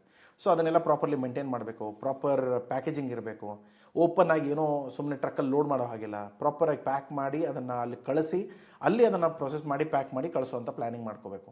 ಅದರ ಜೊತೆಗೆ ಈ 4 ಡಿಗ್ರಿ ಲೆಸ್ ದೆನ್ ಚಿಲ್ಡ್ ಏನಿದೆ ಅದು ಚಿಲ್ಲರ್ಸಲ್ಲಿರುತ್ತೆ. ಇನ್ನೊಂದು -18, ಸಾರಿ ಇಲ್ಲಿ ಪ್ಲಸ್ ಇದೆ, ಬಟ್ -18 ಡಿಗ್ರಿ ಫ್ರೋಝನ್ ಏನಿದೆ ಅದನ್ನು ಕೂಡ ನೀವು ಪ್ರಾಪರ್ಲಿ ಮ್ಯಾನೇಜ್ ಮಾಡಬೇಕು. So storage, ಚಿಲ್ಲರ್ಸ್ room 0 to 2 degree Celsius, frozen ಆದರೆ -20 ಡಿಗ್ರಿ ಸೆಲ್ಸಿಯಸ್, -18ಇಂದ -24ವರೆಗೂ ನಡೆಯುತ್ತೆ. So first in first out. ಇವಾಗ ನಾವು ವೇರ್ಹೌಸಲ್ಲಿ ನಾವು ಏನು ಮೆಟೀರಿಯಲ್ಗಳು ಬರ್ತಾ ಇದೆ, ಯಾಕಂದರೆ ವೇರ್ಹೌಸ್ ನೀವು ನಾಳೆ ಸ್ಟಾರ್ಟ್ ಮಾಡಲೇಬೇಕು, ಎಲ್ಲಿ ಕಟ್ಟಾಗಿರೋದು ಎಲ್ಲಿ ಇಡ್ತೀರಾ, ಅದಕ್ಕೊಂದು ಏನಾಗುತ್ತೆ, ಯಾವ ಮೆಟೀರಿಯಲ್ ಮೊದಲು ಬರುತ್ತೆ ಆ ಮೆಟೀರಿಯಲ್ಗಳು ಮೊದಲು ಹೋಗುತ್ತೆ. ಕೆಲವೊಂದು ಸರಿ ಏನಾಗುತ್ತೆ ಅಂದರೆ ಇಲ್ಲಿ ಫಸ್ಟ್ ಇನ್ ಫಸ್ಟ್ ಔಟ್ ಅಂತ ಹೇಳ್ತೇವೆ. FIFO ಅಂದರೆ first in first out. So ಯಾವ ಮೆಟೀರಿಯಲ್ ಮುಂಚೆ ಬಂದಿದೆ ಅಂದರೆ ಇವತ್ತು ನಾನು ಕಟ್ ಮಾಡಿದ್ದೇನೆ, 1-2 ತಿಂಗಳ ಹಿಂದೆ ಕಟ್ಟಾಗಿರೋದಿದೆ, 2 ತಿಂಗಳ ಹಿಂದೆ ಕಟ್ಟಾಗಿರೋದು ಇವತ್ತು ಹೋಗುತ್ತೆ, ಇವತ್ತು ಕಟ್ಟಾಗಿರೋದು 2 ತಿಂಗಳು ಬಿಟ್ಟು ಹೋಗುತ್ತೆ. ಸೊ ಈ ಥರ ನೀವು ಪ್ರಾಪರ್ಲಿ ಮ್ಯಾನೇಜ್ ಮಾಡಬೇಕು. ಇವಾಗ ಬಂದಿರೋದು ನೀವು 2 ತಿಂಗಳದ್ದು ಇವತ್ತೇ ಕಳಿಸ್ಬಿಟ್ರೆ ಆ 2 ತಿಂಗಳದ್ದು ಫ್ರಿಜ್ಜಲ್ಲೇ ಕೂತ್ಕೊಂಡಿರುತ್ತೆ, ಅದೇ ಇಲ್ಲೇ ಇಟ್ಟಿಟ್ಟೆ ಎಕ್ಸ್ಪೈರ್ ಆಗಿಬಿಡುತ್ತೆ. ಸೊ ಅದನ್ನೆಲ್ಲ ನೀವು ಪ್ರಾಪರ್ಲಿ ಮ್ಯಾನೇಜ್ ಮಾಡ್ಕೋಬೇಕು. ಅದ್ರ ಜೊತೆಗೆ ಜನ್ರೇಟರು, ಬ್ಯಾಕಪ್ಪು, ಯಾಕೆಂದರೆ ಯಾವ ಲೊಕೇಶನ್, ಎಂಥ ದೊಡ್ಡ ಲೊಕೇಶನ್ ಇರಲಿ, ಬೆಂಗಳೂರಲ್ಲೇ ಪವರ್ ಕಟ್ ಆಗುತ್ತೆ. ಸೊ ಇನ್ನು ದೊಡ್ಡ ಚಿಕ್ಕ ಊರುಗಳದಂತೂ ಮಾತಾಡೋ ಹಾಗಿಲ್ಲ. ಅವಾಗ ಏನಾಗುತ್ತೆ, ಜನ್ರೇಟರ್ ಬ್ಯಾಕಪ್ ಇರಬೇಕು. ರೆಫ್ರಿಜರೇಟರ್ಸ್, ನಿಮ್ಮ ಚಿಲ್ಲರ್ಸ್ ಏನಿದೆ, ಸ್ಟೋರೇಜ್ ಏನಿದೆ ಅದು ಬಂದಾಗೋ ಹಾಗಿಲ್ಲ, ಅದರ ಟೆಂಪ್ರೇಚರ್ ಎಲ್ಲ ಕರೆಕ್ಟಾಗಿ ಮೇಂಟೈನ್ ಮಾಡ್ಕೋಬೇಕು. ಅದರ ಜೊತೆಗೆ ರೀಫರ್ ಕಂಟೈನರ್ ಶಿಪ್ಪಿಂಗ್, ಇಲ್ಲಿ 20 ಫೀಟಲ್ಲಿ ಒಂದು 10 ಮೆಟ್ರಿಕ್ ಟನ್ಸು, 40 ಫೀಟಲ್ಲಿ ಒಂದು 22 ಮೆಟ್ರಿಕ್ ಟನ್ಸು ನಾವು ಕಳಿಸ್ಬೋದು. ಇಲ್ಲ ರೀಫರ್ಸಲ್ಲಿ ಅದರಲ್ಲೂ ಕೂಡ ಇನ್ನೊಂದು ಇದರಲ್ಲಿ ಗ್ರೇಡ್ಸ್ ಬರುತ್ತೆ, ಕ್ವಾಲಿಟೀಸ್ ಬರುತ್ತೆ, ಬೇರೆ ಬೇರೆ ಕಂಪ್ನಿಗಳ ರೀಫರ್ಸ್ಗಳು ಚೇಂಜ್ ಆಗುತ್ತೆ. ಆವಾಗ ನೀವು ಇನ್ನೂ ಸ್ವಲ್ಪ ಹೆಚ್ಚು ಕಡಿಮೆ ಮೆಟೀರಿಯಲ್ಗಳನ್ನ ಇನ್ನೂ ಕಳಿಸ್ಬೋದು. ಅದರಲ್ಲಿ ನಿಮ್ಮ ಪ್ಯಾಕೇಜಿಂಗ್ ಹೇಗಿದೆ, ನಿಮ್ಮ ಡೆನ್ಸಿಟಿ ಹೇಗಿದೆ, ನೀವು ಪ್ರಾಪರಾಗಿ ಹೇಗೆ ವ್ಯಾಕ್ಯೂಮ್ ಸೀಲಿಂಗ್ ಮಾಡಿದ್ದೀರಾ, ನಿಮ್ಮ ಬಾಕ್ಸಸ್ ಎಲ್ಲ ಸೈಜ್ ನೋಡಿಕೊಂಡು ನೀವು ಇದಕ್ಕಿಂತ ಕಡಿಮೆನೂ ಆಗೋ ಚಾನ್ಸಸ್ ಇದೆ, ಇದಕ್ಕಿಂತ ಹೆಚ್ಚಿಗೆ ಆಗೋ ಚಾನ್ಸಸ್ಸು ಇದೆ. ಸೊ ನಾನು ಹೇಳಿದ್ದೇನೆ ಅಂದ್ಬಿಟ್ಟು 20 ಫೀಟಲ್ಲಿ 10 ಮೆಟ್ರಿಕ್ ಟನ್ ಹೋಗುತ್ತೆ ಅಂತಲ್ಲ, ಹೆಚ್ಚು ಹೋಗ್ಬೋದು, ಕಡಿಮೆನೇ ಹೋಗ್ಬೋದು. ನಿಮ್ಮ ಪ್ಯಾಕೇಜಿಂಗ್ ಹೇಗಿದೆ ಅದರ ಮೇಲೆ ಡಿಪೆಂಡ್ ಆಗುತ್ತೆ, ಅಥವಾ ನಿಮ್ಮ ಕಂಟೈನರ್ ಎಷ್ಟು ಮೆಟೀರಿಯಲ್ಗಳನ್ನ ತೊಗೊಳ್ಬೋದು ಅದರ ಮೇಲೆ ಡಿಪೆಂಡ್ ಆಗುತ್ತೆ. ಸೊ ಫ್ಲೋರಿಂಗ್ ರೀಫರ್ಸ್ ಏನಿದೆ ಅದು ನಾವು ನಾರ್ಮಲಿ ರೆಕಮೆಂಡ್ ಮಾಡೋದು. ಅದರಲ್ಲೂ ಕೂಡ ತುಂಬ ಥರದ ಏರ್ ಯೂನಿಟ್ಸ್ ಇರುತ್ತೆ, ರೀಫರ್ ಯೂನಿಟ್ಸ್, ಅದು ಕೂಡ ನೀವು ಪ್ರಾಪರಾಗಿ ನೋಡ್ಕೊಳ್ಳಿ, ಅದು ಒಳ್ಳೆ ಗ್ರೇಡ್ ಇರುವಂಥದ್ದು. ಸೊ ದಟ್ ನೀವು ಸ್ವಂತಕ್ಕೆ ಪರ್ಚೇಸ್ ಮಾಡ್ಕೊಳ್ಳೋದಾದರೆ ಒಳ್ಳೇದು ಪರ್ಚೇಸ್ ಮಾಡ್ಕೊಳ್ಳಿ, ಅಥವಾ ನೀವು ಈ ಕಂಟೈನರ್ಸ್ಗಳನ್ನ ಯಾರು ಪರ್ಚೇಸ್ ಮಾಡಲ್ಲ. ಸೊ ಅದು ನೀವು ಯಾರು ಫ್ರೈಟ್ ಫೋರ್ಡರ್ಸ್ ಇರ್ತಾರೆ ಅಥವಾ ನಮ್ಮ ಕಡೆಯಿಂದ ಏನಾದರೂ ತರಿಸ್ಕೊಂಡ್ರೆ ಯಾವ ಥರದ ಕಂಟೈನರ್ಗಳನ್ನ ತರಿಸ್ಕೊಳ್ತಾ ಇದ್ದೀರಾ, ಏನು ರೇಟ್ಸ್ ಇದೆ, ಅದರದ್ದು ಕ್ವಾಲಿಟಿ ಯಾವುದಿದೆ ಅದನ್ನೆಲ್ಲ ನೀವು ನೋಡ್ಬೋದು. ಓಕೆ, ಇದರಲ್ಲಿ ಕೂಡ ಪ್ರೀ ಫ್ರೋಝನು, ಚಿಲ್ಡು ಇದನ್ನೆಲ್ಲ ಪ್ರಾಪರ್ಲಿ ಮ್ಯಾನೇಜ್ ಮಾಡ್ಕೊಳ್ಳಿ. ಟ್ರಾನ್ಸಿಟ್ ಶೆಲ್ಫ್ ಲೈಫ್ ಏನಿದೆ, ಸೊ ಚಿಲ್ಡಲ್ಲಿ ಇಟ್ಟರೆ 60 to 90 ಡೇಸು ನಾನು ಆಲ್ರೆಡಿ ಹೇಳಿದ್ದೇನೆ. ಅಥವಾ ನೀವೇನಾದರೂ ಬಫರ್ ಯೂಸ್ ಮಾಡಿದ್ರೆ, ಅಂದರೆ ಒಂದು ಸ್ವಲ್ಪ ಹಿಂದೆ ಮುಂದೆ ಶಿಫ್ಟ್ ಮಾಡಿದ್ರು ಕೂಡ 30ರಿಂದ 40 ದಿನ ಇನ್ನೂ ಸ್ವಲ್ಪ ಎಕ್ಸ್ಟ್ರಾ ನೀವು ಯೂಸ್ ಮಾಡ್ಕೊಳ್ಬೋದು. ಇಲ್ಲಿ ನೀವೇನಾದರೂ ಫ್ರೋಝನಲ್ಲಿ ಯೂಸ್ ಮಾಡಿದ್ರೆ ಒಂದು ಸ್ಟೇಬಲ್ ಇರುತ್ತೆ, ವಿತ್ ಸ್ಟ್ಯಾಂಡ್ ಸ್ವಲ್ಪ ಡಿಲೇ ಆದರೂ ಕೂಡ ತೊಂದರೆ ಇಲ್ಲ, ನೀವು ಸ್ವಲ್ಪ ಆರಾಮಾಗಿ ಕಳಿಸ್ಕೊಳ್ಬೋದು. ಲಾಜಿಸ್ಟಿಕ್ ಕಾಸ್ಟ್ ಎಷ್ಟಾಗ್ಬೋದು? ಇವಾಗ 40 ಫೀಟ್ ಕಂಟೈನರ್ಗೆ 3,000ದಿಂದ 5,000 ಖರ್ಚು ಬರುತ್ತೆ, ಪ್ಲಸ್ ಒಂದು ಅಪ್ರಾಕ್ಸಿಮೇಟ್ಲಿ 28 ಸೆಂಟಿಂದ 25 ಸೆಂಟ್ ಪರ್ ಕೆ ಜಿ ನಿಮಗೆ ಲಾಜಿಸ್ಟಿಕ್ ಖರ್ಚುಗಳು ಬರುತ್ತೆ. ಅದರಲ್ಲೂ ಕೂಡ ನೀವು ನೋಡಬೇಕಾಗತ್ತೆ, ಇವತ್ತು ನಾವು ಹೇಳ್ತಾ ಇರೋದು ಇವತ್ತಿನ ರೇಟಲ್ಲಿ. ನೀವು ಈ ವಿಡಿಯೋ ಯಾವಾಗ ನೋಡ್ತಾ ಇದ್ದೀರಾ ಅಥವಾ ಎಲ್ಲಿ ಕಳಿಸ್ತಾ ಇದ್ದೀರಾ ಅದ್ರ ಮೇಲೆ ರೇಟ್ಗಳು ಚೇಂಜ್ ಆಗುತ್ತೆ. ಆಮೇಲೆ ಅಡಿಷ್ನಲ್ ಇನ್ಶೂರೆನ್ಸು ಒಂದು 0.3% ಕಾರ್ಗೋದು ಏನಿದೆ ಅದು ಹೋಗುತ್ತೆ. ಏರ್ ಫ್ರೈಟ್ ಏನಾದರೂ ಕಳಿಸೋದಾರೆ 200 to 300 rupees per K G ಹೋಗುತ್ತೆ. ಅದು ಕೂಡ ನಿಮಗೆ ಅರ್ಜೆಂಟ್ ಮತ್ತು ಪ್ರೀಮಿಯಂ ಬೇಕಂದರೆ ಮಾತ್ರ ಇನ್ನೂ ಸ್ವಲ್ಪ ಹೆಚ್ಚಿಗೆ ಆಗುತ್ತೆ, ಅದನ್ನು ನೋಡ್ಕೊಳ್ಳಿ. ಒಳ್ಳೆ ಫ್ರೈಟ್ ಫಾರ್ವರ್ಡರು CHAಗಳನ್ನ ನೋಡ್ಕೊಳ್ಳಿ. ಮುಂಬೈ, ಚೆನ್ನೈ, ಕೊಚ್ಚಿ, ಮುಂಡ್ರಾದಿಂದ ರೆಗ್ಯುಲರ್ಲಿ ಎಕ್ಸ್ಪೋರ್ಟ್ ಆಗುತ್ತೆ. ಎಪಿಡಾ ಮತ್ತು EICದು ಎಕ್ಸ್ಪೋರ್ಟ್ ಇಂಪೋರ್ಟ್ ಕೋಡ್ ಏನಿದೆ ಅದೆಲ್ಲ ಡಾಕ್ಯುಮೆಂಟ್ಸ್ನ ಅವ್ರಿಗೆ ಕೊಟ್ಟರೆ ಅವರೆಲ್ಲ ಮ್ಯಾನೇಜ್ ಮಾಡ್ತಾರೆ. ಅದರಲ್ಲೂ ಕೂಡ ಟೆಂಪರೇಚರ್ ಟ್ರೇಸಬಿಲಿಟಿ ತುಂಬ ಇಂಪಾರ್ಟೆಂಟು, ಅದನ್ನು ಕೂಡ ನೀವು ಡೇಟಾ ಲಾಗರ್ಸ್ನ ಹಾಕ್ಕೊಂಡು ಮ್ಯಾನೇಜ್ ಮಾಡ್ಕೊಳ್ಳಿ. ಸೊ ಯೂಸ್ ಮಾಡೋ ಇನ್ಕೋಟಮ್ಸ್ ಯಾವುದಿದೆ? FOB, CIF ಮತ್ತು DDP. ನಿಮ್ಮ DDP ಆದರೆ ನಿಮ್ಮಲ್ಲಿ ಏನಾದರೂ ಅವ್ರ ದೇಶದಲ್ಲಿ ಕಂಟ್ರೋಲ್ ಮಾಡಿಕೊಂಡು ಅಲ್ಲೆಲ್ಲ ಡ್ಯೂಟಿ ಪೇ ಮಾಡಿ ಅವ್ರಿಗೆ ಮೆಟೀರಿಯಲ್ ಮುಟ್ಸೋ ಕೆಪಾಸಿಟಿ ನಿಮ್ಗೆ ಇತ್ತು ಅಂದರೆ ಮಾತ್ರ ಒಪ್ಕೊಳ್ಳಿ, ಇಲ್ಲಾಂದರೆ ಒಪ್ಕೊಳ್ಳೋಕೆ ಹೋಗಬೇಡಿ. ಆಗದಿರೋ ಕೆಲಸ ಯಾಕೆ ಸುಮ್ಮನೆ ಒಪ್ಕೊಂಡು ಮೈ ಮೇಲೆ ಹಾಕ್ಕೊಳ್ತೀರಾ? ಸೊ ನೋಡ್ಕೊಳ್ಳಿ. ಸೊ ಫೈನಾನ್ಸ್ ಮತ್ತು ಇನ್ವೆಸ್ಟ್ಮೆಂಟ್ ಪ್ಲಾನಿಂಗ್ಸಲ್ಲಿ ಕೆಪೆಕ್ಸ್ ಎಷ್ಟು ಖರ್ಚಾಗುತ್ತೆ? ಫಾರ್ಮ್ ಸೆಟಪ್ಗೆ ಆಲ್ಮೋಸ್ಟ್ 30ರಿಂದ 50 ಲಕ್ಷ. ಸ್ಲಾಟರ್ ಹೌಸಸ್ಸು ಪ್ರೊಸೆಸಿಂಗ್ 1.5ರಿಂದ 2 ಕೋಟಿ. ಯಾಕೆಂದರೆ ಇಲ್ಲಿ ಒಂದು ನೀವು ಸ್ವಂತಕ್ಕೆ ಸ್ಟಾರ್ಟ್ ಮಾಡ್ತಾ ಇದ್ದಾರೆ, ಯಾಕೆಂದರೆ ಮಷಿನ್ಸ್ ಸ್ವಲ್ಪ ಕಾಸ್ಟ್ಲಿ ಬೀಳುತ್ತೆ. ಇಂಡಿಯಾದ ಮೆಷಿನ್ಸು ಸಿಗುತ್ತೆ, ಚೈನಾ ಮೆಷಿನ್ಸು ಸಿಗುತ್ತೆ, ಜರ್ಮನಿ ಮೆಷಿನ್ಸು ಸಿಗುತ್ತೆ, ಇಟಲಿ ಮೆಷಿನ್ಸು ಸಿಗುತ್ತೆ. ಇಟಲಿ ಜರ್ಮನಿದು ಸ್ವಲ್ಪ ಕ್ವಾಲಿಟಿ ಒಳ್ಳೆಯದು, ಇಂಡಿಯಾದ ನಡೆದೋಗುತ್ತೆ. ಚೈನಾದು ಸ್ವಲ್ಪ ನಡೆದ್ರೆ ನಡೀತು, ಇಲ್ಲಾಂದರೆ ಇಲ್ಲ, ಆ ಥರದ್ದು ಕಂಪ್ನಿ ಸ್ಟ್ಯಾಂಡರ್ಡ್ಸ್ ಮೇಲೆ ಸಿಗುತ್ತೆ. ಸೊ ಅದನ್ನು ನೋಡ್ಕೊಂಡು ನೀವು ಪ್ರಾಪರಾಗಿ ಪ್ಲ್ಯಾನ್ ಮಾಡ್ಕೊಳ್ಳಿ. ರೀಫರ್ ಟ್ರಕ್ಸ್ ಇರ್ಬೋದು, ಅಂದರೆ ಟ್ರೀಟ್ಮೆಂಟ್ ಪ್ಲಾಂಟ್ ಇರ್ಬೋದು, QA ಲ್ಯಾಬ್ ಇರ್ಬೋದು, ಬ್ರ್ಯಾಂಡಿಂಗ್ ಇರ್ಬೋದು, ಪ್ರತಿಯೊಂದು ಸೇರಿ ನಿಮಗೊಂದು 40 ಲಕ್ಷದವರೆಗೂ ಹೆಚ್ಚು ಕಡಿಮೆ ಬರುತ್ತೆ. ಲೋ ಕ್ಯಾಪಿಟಲ್ ರೂಟಿಂಗ್ ಅಂದರೆ ಥರ್ಡ್ ಪಾರ್ಟಿಯಿಂದ ಎಲ್ಲ ಮ್ಯಾನೇಜ್ ಮಾಡ್ಕೊಳ್ಳಿ. ಆದರೂ ಕೂಡ ನಿಮ್ಮ ಹತ್ರ ಒಂದು 50ರಿಂದ 60 ಲಕ್ಷ ಇರಲೇಬೇಕು. ಯಾಕೆಂದರೆ ಇನಿಷಿಯಲಿ ನೀವು ಪ್ರೊಸೆಸ್ಗಳನ್ನ ಸ್ಟಾರ್ಟ್ ಮಾಡಿಕೊಂಡು ನಿಮ್ಮ ಕಂಪ್ನಿ ಸೆಟಪ್ ಮಾಡಿ ಬಾಯರ್ಸ್ಗಳನ್ನ ತೊಗೊಂಡು ಬಂದಾಗ ಇನಿಷಿಯಲಿ ನಿಮ್ಮ ಹತ್ರ ಫುಲ್ ಪೇಮೆಂಟ್ಗಳು ಇರಲ್ಲ. ಸೊ ಅದಕ್ಕೆ ನೀವೇನು ಮಾಡಬೇಕಾಗುತ್ತೆ, ಇದನ್ನು ಪ್ರಾಪರಾಗಿ ಮ್ಯಾನೇಜ್ ಮಾಡಿಕೊಂಡ್ರೆ ಸಾಕಾಗುತ್ತೆ. ಆಪರೇಷನಲ್ ಎಕ್ಸ್ಪೆಂಡಿಚರ್ಸು, ಊಟ ಆಗಬೇಕಲ್ಲ ಪ್ರಾಣಿಗೆ, ಸುಮ್ಮನೆ ಅವೇನು ಉಪವಾಸ ದಪ್ಪ ಆಗಲ್ಲ. ಸೊ ಅದಕ್ಕೆ ನೀವೇನಾಗುತ್ತೆ, ಫೀಡ್ ಆಗಬೇಕು, ಲೇಬರ್ ಖರ್ಚಿರುತ್ತೆ, ಮೇಂಟೈನ್ ಮಾಡೋದು ಖರ್ಚುಗಳು ಬರುತ್ತೆ, ಅದನ್ನು ನೋಡ್ಕೊಳ್ಳಿ. Electricity, fuel, water. ಯಾಕೆಂದರೆ ಫ್ಯೂಲ್ ಯಾಕೆಂದರೆ ನಿಮ್ಮ DGಗಳಿಗೆ ಜನ್ರೇಟರ್ಗಳು ಏನು ಆನ್ ಮಾಡ್ತೀರಾ ಕರೆಂಟ್ ಹೋದಾಗ ಅದಕ್ಕೆ ಖರ್ಚು ಬೇಕಾಗುತ್ತೆ. ಆಮೇಲೆ ಪ್ಯಾಕೇಜಿಂಗ್ ಖರ್ಚು ಏನು ಬರುತ್ತೆ, ಅದರ ಜೊತೆಗೆ ಲಾಜಿಸ್ಟಿಕ್ಸು ಮತ್ತು ಆ್ಯಡ್ಮಿನ್ ಖರ್ಚುಗಳು, ಟ್ರಾನ್ಸ್ಪೋರ್ಟೇಷನು, ಲೋಕಲ್ ಟ್ರಾನ್ಸ್ಪೋರ್ಟೇಷನು ಅಥವಾ CE ಟ್ರಾನ್ಸ್ಪೋರ್ಟೇಷನ್ಸು, ಪ್ರತಿಯೊಂದು ಏನಿದೆ ಅದನ್ನು ನೋಡ್ಕೊಳ್ಳಿ. ಅದರ ಜೊತೆಗೆ ವರ್ಕಿಂಗ್ ಕ್ಯಾಪಿಟಲ್ ಬಫರ್ ಅಟ್ಲೀಸ್ಟ್ ನಿಮ್ಮ 1ರಿಂದ 2 ತಿಂಗಳು ಅಥವಾ 1ರಿಂದ 2 ಶಿಪ್ಮೆಂಟ್ ಖರ್ಚುಗಳು ಏನಿದೆ ಅದನ್ನು ಕಂಪ್ಲೀಟ್ ನಿಮ್ಮ ರಿಸರ್ವಲ್ಲಿ ಇಟ್ಕೊಳ್ಳಿ. ಎಲ್ಲ ಫ್ಯಾಕ್ಟ್ರಿಯಲ್ಲೇ ಎಲ್ಲ ದುಡ್ಡು ಹಾಕಿಬಿಟ್ರೆ ಆಪರೇಷನಲ್ಲಿ ಏನೂ ದುಡ್ಡು ಇರಲ್ಲ, ಅವಾಗ ಮತ್ತೆ ಸಾಲ ಮಾಡಬೇಕು. ಸೊ ಅದಕ್ಕೆ ಸ್ವಲ್ಪ ನೋಡಿಕೊಂಡು ಪ್ಲ್ಯಾನ್ ಮಾಡ್ಕೊಳ್ಳಿ. ಬ್ರೇಕ್ ಇವನ್ ಪ್ಲ್ಯಾನಿಂಗ್ ಏನಂತಂದರೆ, ಸೊ ನಾವು ಅಂದಾಜಲ್ಲಿ ಹೇಳೋದೇನೆಂದರೆ 3ರಿಂದ 5 ವರ್ಷದಲ್ಲಿ ನೀವು ಹಾಕಿರೋ ದುಡ್ಡಿನ ಖರ್ಚುಗಳೆಲ್ಲ ಬಂದ್ಬಿಡುತ್ತೆ. ಯಾಕಂದರೆ ಪ್ರತಿ ಶಿಪ್ಮೆಂಟಲ್ಲೂ ಒಂದು ಕಂಟೈನರಲ್ಲಿ 1.5 ಕೋಟಿ ವ್ಯಾಲ್ಯೂಯಲ್ಲಿ ತೆಗಿತೀರಾ. ಅದರಲ್ಲಿ ಆಲ್ಮೋಸ್ಟ್ 20 to 30% ನೀವು ಲಾಭ ತೆಗೆದ್ರೆ ಇದು ಎಲ್ಲವೂ ಮ್ಯಾನೇಜ್ ಆಗಿಬಿಡುತ್ತೆ. So break even point almost 3ರಿಂದ 5 ಇಯರ್ಸಲ್ಲಿ ನಿಮ್ಮ ಬ್ರೇಕ್ ಆಗುತ್ತೆ. ಅದಾದಮೇಲೆ ನೀವು ಮುಂದೆ ಏನು ಪ್ರೊಸೆಸ್ ಮಾಡ್ತೀರಾ ಅದೆಲ್ಲವೂ ಕೂಡ ನಿಮಗೆ ನೆಟ್ ಪ್ರಾಫಿಟಲ್ಲಿ ಬರೋಕ್ಕೆ ಸ್ಟಾರ್ಟ್ ಆಗುತ್ತೆ. ಸೊ ಇವತ್ತೇ ನಾನು ಸ್ಟಾರ್ಟ್ ಮಾಡಿ ನಾಳೆ ಪ್ರಾಫಿಟಲ್ಲಿ ಇರಬೇಕಂದ್ರೆ ಈ ಬಿಸ್ನೆಸ್ ನಿಮಗಲ್ಲ, ಯಾವುದೇ ಬಿಸ್ನೆಸ್ಸು ನಿಮಗಲ್ಲ. ಯಾಕಂದರೆ ಇವತ್ತು ಹಾಕಿರೋದು ನಾಳೆ ಲಾಭದಲ್ಲಿ ಬರೋಕ್ಕೆ ಸಾಧ್ಯನೇ ಇಲ್ಲ. ಸೊ ಸ್ವಲ್ಪ ಕಾಯಬೇಕು, ಸ್ವಲ್ಪ ತೆಗಿಬೇಕು, ಎಲ್ಲ ಖರ್ಚುಗಳಿರುತ್ತೆ. So rough calculation, wrong calculation ಮಾಡಿದಾಗ ಆಬ್ವಿಯಸ್ಲಿ ಪ್ರಾಫಿಟಲ್ಲಿ ಬರ್ತೀರಾ. ಆದರೆ ಇವಾಗ ತುಂಬ ಜನ ಏನಂದರೆ ನೆಟ್ ಪ್ರಾಫಿಟ್ ಅಂತಂದಾಗ, ಸೊ ಇವಾಗ ಗ್ರಾಸ್ ಪ್ರಾಫಿಟ್ ಬರುತ್ತೆ, ನೆಟ್ ಪ್ರಾಫಿಟ್ ಬರುತ್ತೆ, ಅದೆಲ್ಲವೂ ಟರ್ಮಿನಾಲಜಿ ಬಗ್ಗೆ ಡಿಸ್ಕಸ್ ಮಾಡೋಣ ಮುಂದೆ. ಬಟ್ ಆದರೆ ಈ ಕ್ಯಾಲ್ಕುಲೇಷನ್ ಮಾಡುವಾಗ ತಪ್ಪು ಮಾಡಿಕೊಂಡು ಇಲ್ಲ ಹಾಗಿದ್ರೆ 4 ದಿನದಲ್ಲೇ ನಮ್ಮ ದುಡ್ಡು ವಾಪಸ್ ಬಂದುಬಿಡುತ್ತೆ. ಅವರು ಕನ್ಸಿಡರ್ ಮಾಡ್ತಾ ಇರೋದು ಕಂಪ್ಲೀಟ್ ಕಂಟೈನರ್ ವ್ಯಾಲ್ಯೂ. ನಾನಿವಾಗ 5 ಕೋಟಿ ನಾನು ಇಲ್ಲಿ ಹಾಕಿದ್ದೇನೆ, ನಾನೊಂದು 3 ಕಂಟೈನರ್ ಮಾಡಿಬಿಟ್ರೆ ನನಗೆ ದುಡ್ಡು ವಾಪಸ್ ಬರುತ್ತೆ. ಹೇಗೆ 3 ಕಂಟೈನರ್ ಮಾಡಿದ್ರೆ ದುಡ್ಡು ವಾಪಸ್ ಬರುತ್ತೆ? ಫುಲ್ ಕಂಟೈನರ್ ದುಡ್ಡು ಪ್ರಾಫಿಟ್ ಅಲ್ಲ ತಾನೆ. ಅದ್ರಲ್ಲಿ ಕ್ಯಾಪಿಟಲ್ ಹೋಗಿದೆ, ದುಡ್ಡು ಹೋಗಿದೆ, ಖರ್ಚುಗಳು ಹಾಕಿದ್ದೇವೆ, ಲೇಬರ್ಸ್ಗೆ ಎಷ್ಟೆಲ್ಲ ಕೊಟ್ಟಿದ್ದೇವೆ, ಎಲ್ಲ ಖರ್ಚುಗಳನ್ನ ತೆಗೆದು ಟ್ಯಾಕ್ಸಸ್ಗಳನ್ನೆಲ್ಲ ಪೇ ಮಾಡಿ ಇನ್ನು ಲಾಸ್ಟಿಗೆ ನಮ್ಮ ಇನ್ಕಮ್ ಟ್ಯಾಕ್ಸು ನಿರ್ಮಲಾ ಸೀತಾರಾಮನ್ ಕೊಟ್ಟ ಮೇಲೆ ಉಳಿದಿರೋದು ಏನಿದೆ ಅದು ಮಾತ್ರ ನಿಮ್ಮ ಪ್ರಾಫಿಟ್ ಇರುತ್ತೆ. ಸೊ ಅದು ಜೋಡಿಸಿಟ್ಟು ಬರೋಕ್ಕೆ ಆಲ್ಮೋಸ್ಟ್ ನಿಮಗೆ ಇಷ್ಟ ಆಗುತ್ತೆ. ಓಕೆ, ಸೊ ತಪ್ಪ ಕ್ಯಾಲ್ಕುಲೇಟ್ ಮಾಡಿಕೊಂಡು ನೀವು ಅಂದಾಜಲ್ಲಿ ಓಕೆ 3 ಕಂಟೈನರ್ ಹೋಗ್ಬಿಟ್ರೆ 3 ಕೋಟಿ ಬಂದುಬಿಡುತ್ತೆ, 3 ಕೋಟಿ ಬಂದುಬಿಟ್ರೆ ನನಗೆ ಇಷ್ಟರಲ್ಲಿ ಇಷ್ಟ ಆಗುತ್ತೆ, ಆ ಥರ ತಪ್ಪು ಕ್ಯಾಲ್ಕುಲೇಷನ್ ಮಾಡ್ಕೊಳಕ್ಕೆ ಹೋಗ್ಬೇಡಿ. ತಪ್ಪಾಗಿ ನಾನು ಹೇಳೋಕ್ಕೂ ಇಷ್ಟಪಡಲ್ಲ. ಸೊ ಕ್ಯಾಲ್ಕುಲೇಷನ್ಸ್ ಏನಾದರೂ ಪ್ರಾಪರಾಗಿ ಮಾಡ್ಕೊಳ್ಳಿ. ಆ ಥರದ್ದು ಏನಾದರೂ ಬೇಕಾದರೆ ಸಪೋರ್ಟ್ ತೊಗೊಂಡು ನೀವು ಮಾತಾಡ್ಕೊಳ್ಬೋದು. ಸೊ ಇಲ್ಲಿ ಒಂದು 100 ರುಪೀಸ್ ಮಾರ್ಜಿನ್ ಇದ್ದರೂ ಕೂಡ ಅರೌಂಡ್ 10,000 kgs ಒಂದು 10 ಲಕ್ಷ ಸಿಗುತ್ತೆ. ಸೊ ಎಷ್ಟು ನೀವು ಮಾರ್ಜಿನ್ ಇಡ್ತಾ ಇದ್ದೀರಾ ಪರ್ ಕೆ ಜಿಯಲ್ಲಿ? ಸೊ ಇವಾಗ ನಾನು ಹೇಳ್ತಾ ಇರೋದು $9 ಅಂದರೆ ಆಲ್ಮೋಸ್ಟು $774. ಆದರೆ ನನಗೆ ಖರ್ಚು ಬರ್ತಾ ಇರೋದು $4. 4 × 86, ಸೊ ಆಲ್ಮೋಸ್ಟ್ 344 ಖರ್ಚು ಬರ್ತಾ ಇದೆ, ಮೈನಸ್ 774, ಆಲ್ಮೋಸ್ಟ್ $430 ನನಗೆ ಪರ್ ಕೆ ಜಿ ಉಳಿಸೋ ಚಾನ್ಸಸ್ ಇದೆಯಾ ಇಲ್ವಾ? ಸೊ ಅಷ್ಟು ಉಳಿತಾ ಇಲ್ಲ, ಯಾಕಂದರೆ ಬೇರೆ ಖರ್ಚುಗಳು ಬರುತ್ತೆ. ಆವಾಗ ನನ್ನ ಹತ್ರ ಉಳಿಯೋದು ಎಷ್ಟು? $100 per K G. So $100 × 20,000 per shipment, ಅಂದರೆ ಆಲ್ಮೋಸ್ಟ್ ನನಗೆ ಹೆಚ್ಚು ಕಡಿಮೆ 20 ಲಕ್ಷ. ಓಕೆ, 20 ಲಕ್ಷ ನಾನು ಪ್ರತಿ ಕಂಟೈನರ್ ಮೇಲೆ ತೆಗೆಯುವ ಚಾನ್ಸಸ್ ಇಲ್ಲಿದೆ. ಆದರೆ ಓಕೆ ಸರ್, ನೀವು 20 ಲಕ್ಷ ಅಂದರೆ ನನಗೆ 20 ಲಕ್ಷ ಬರ್ತಾ ಇಲ್ಲ, ಮಾರ್ಕೆಟಿಂಗ್ ನೋಡಬೇಕು, ನೆಗೋಷಿಯೇಷನ್ ಮಾಡಬೇಕು, ಪ್ರತಿಯೊಂದು ಮಾಡ್ಕೊಂಡ್ಮೇಲೆ ನಿಮಗೆ ನೆಟ್ ಮಾರ್ಜಿನ್ ಬಗ್ಗೆ ಹೇಳ್ತಾ ಇರೋದು. ಖರ್ಚುಗಳೆಲ್ಲ ತೆಗೆದು ನಿಮಗೆ ಕೈಯಲ್ಲಿ ಬರೋ ದುಡ್ಡು, ಉಳಿಯೋ ದುಡ್ಡು ಪ್ರತಿ ಕಂಟೈನರ್ ಮೇಲೆ 20 ಲಕ್ಷ ಅಂದರೆ ನೀವು ಎಷ್ಟು ಕಂಟೈನರ್ ಶಿಪ್ ಮಾಡಬೇಕಾಗತ್ತೆ, ಆರ್ಡರ್ಸ್ಗಳು ಪ್ರೊಸೆಸ್ ಮಾಡೋಕ್ಕೆ ಎಷ್ಟು ಟೈಮ್ ಬೇಕು, ಇದನ್ನೆಲ್ಲ ನೋಡಿಕೊಂಡು ಆ ಡ್ಯೂರೇಷನ್ ಪ್ಲ್ಯಾನ್ ಮಾಡಿದರೆ ಹೆಚ್ಚು ಕಡಿಮೆ 3 ರಿಂದ 5 ವರ್ಷದವರೆಗೂ ಬಂದುಬಿಡುತ್ತೆ. ಅಗ್ರೆಸಿವ್ ಆಗಿ ಮಾಡಿದರೆ 2 ವರ್ಷದಲ್ಲೂ ರೀಚ್ ಮಾಡ್ಬೋದು. ಬಟ್ ಅಗ್ರೆಸಿವ್ ಆಗಲಿಲ್ಲ, ಮಾರ್ಕೆಟ್ ಅಷ್ಟು ರಿಯಾಕ್ಟ್ ಮಾಡಿಲ್ಲ ಅಂದರೆ 3 ರಿಂದ 5 ವರ್ಷ ಮಿನಿಮಮ್ ಬೇಕಾಗತ್ತೆ. ಸೊ ಅದರಲ್ಲಿ ನೀವು ಮಿನಿಮಮ್ 250 ಮೆಟ್ರಿಕ್ ಟನ್ಸ್ ವರ್ಷಕ್ಕೆ ತೆಗೆದ್ರೆ 15 ರಿಂದ 20,000 ಗೋಟ್ಗಳನ್ನ ನೀವು ವರ್ಷಕ್ಕೆ ಪ್ರೊಸೆಸ್ ಮಾಡ್ಬೋದು.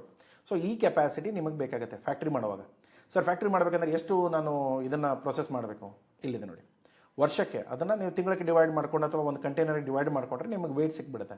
ಇವಾಗ 20,000 kg ಇದೆ, ನನ್ನ ಗೋಟು ಮತ್ತು ಶಿಪ್ ಎಷ್ಟು ತೂಕಕ್ಕೆ ಬರುತ್ತೆ ಅದನ್ನು ನೀವು ಡಿವೈಡ್ ಮಾಡಿದರೆ ಎಷ್ಟು ನೀವು ತಿಂಗಳಿಗೆ ಪ್ರೊಸೆಸ್ ಮಾಡಬೇಕು, ಅಥವಾ ಒಂದು ಕಂಟೈನರ್ಗೆ ಪ್ರೊಸೆಸ್ ಮಾಡೋಕ್ಕೆ ಎಷ್ಟು ದಿನ ಬೇಕು, ಅದರ ಮೇಲೆ ನೀವು ಆ ಕೆಪಾಸಿಟಿ ಇದನ್ನು ಮಾಡ್ಬೋದು. ಯಾಕಂದರೆ ಏನಾಗುತ್ತೆ, ನಾವು ಹೇಳುವಾಗ ಕೆಪ್ಯಾಕ್ಸಲ್ಲಿ ಏನು ಹೇಳಿಬಿಡ್ತೇವೆ 1 ರಿಂದ 2 ಕೋಟಿ.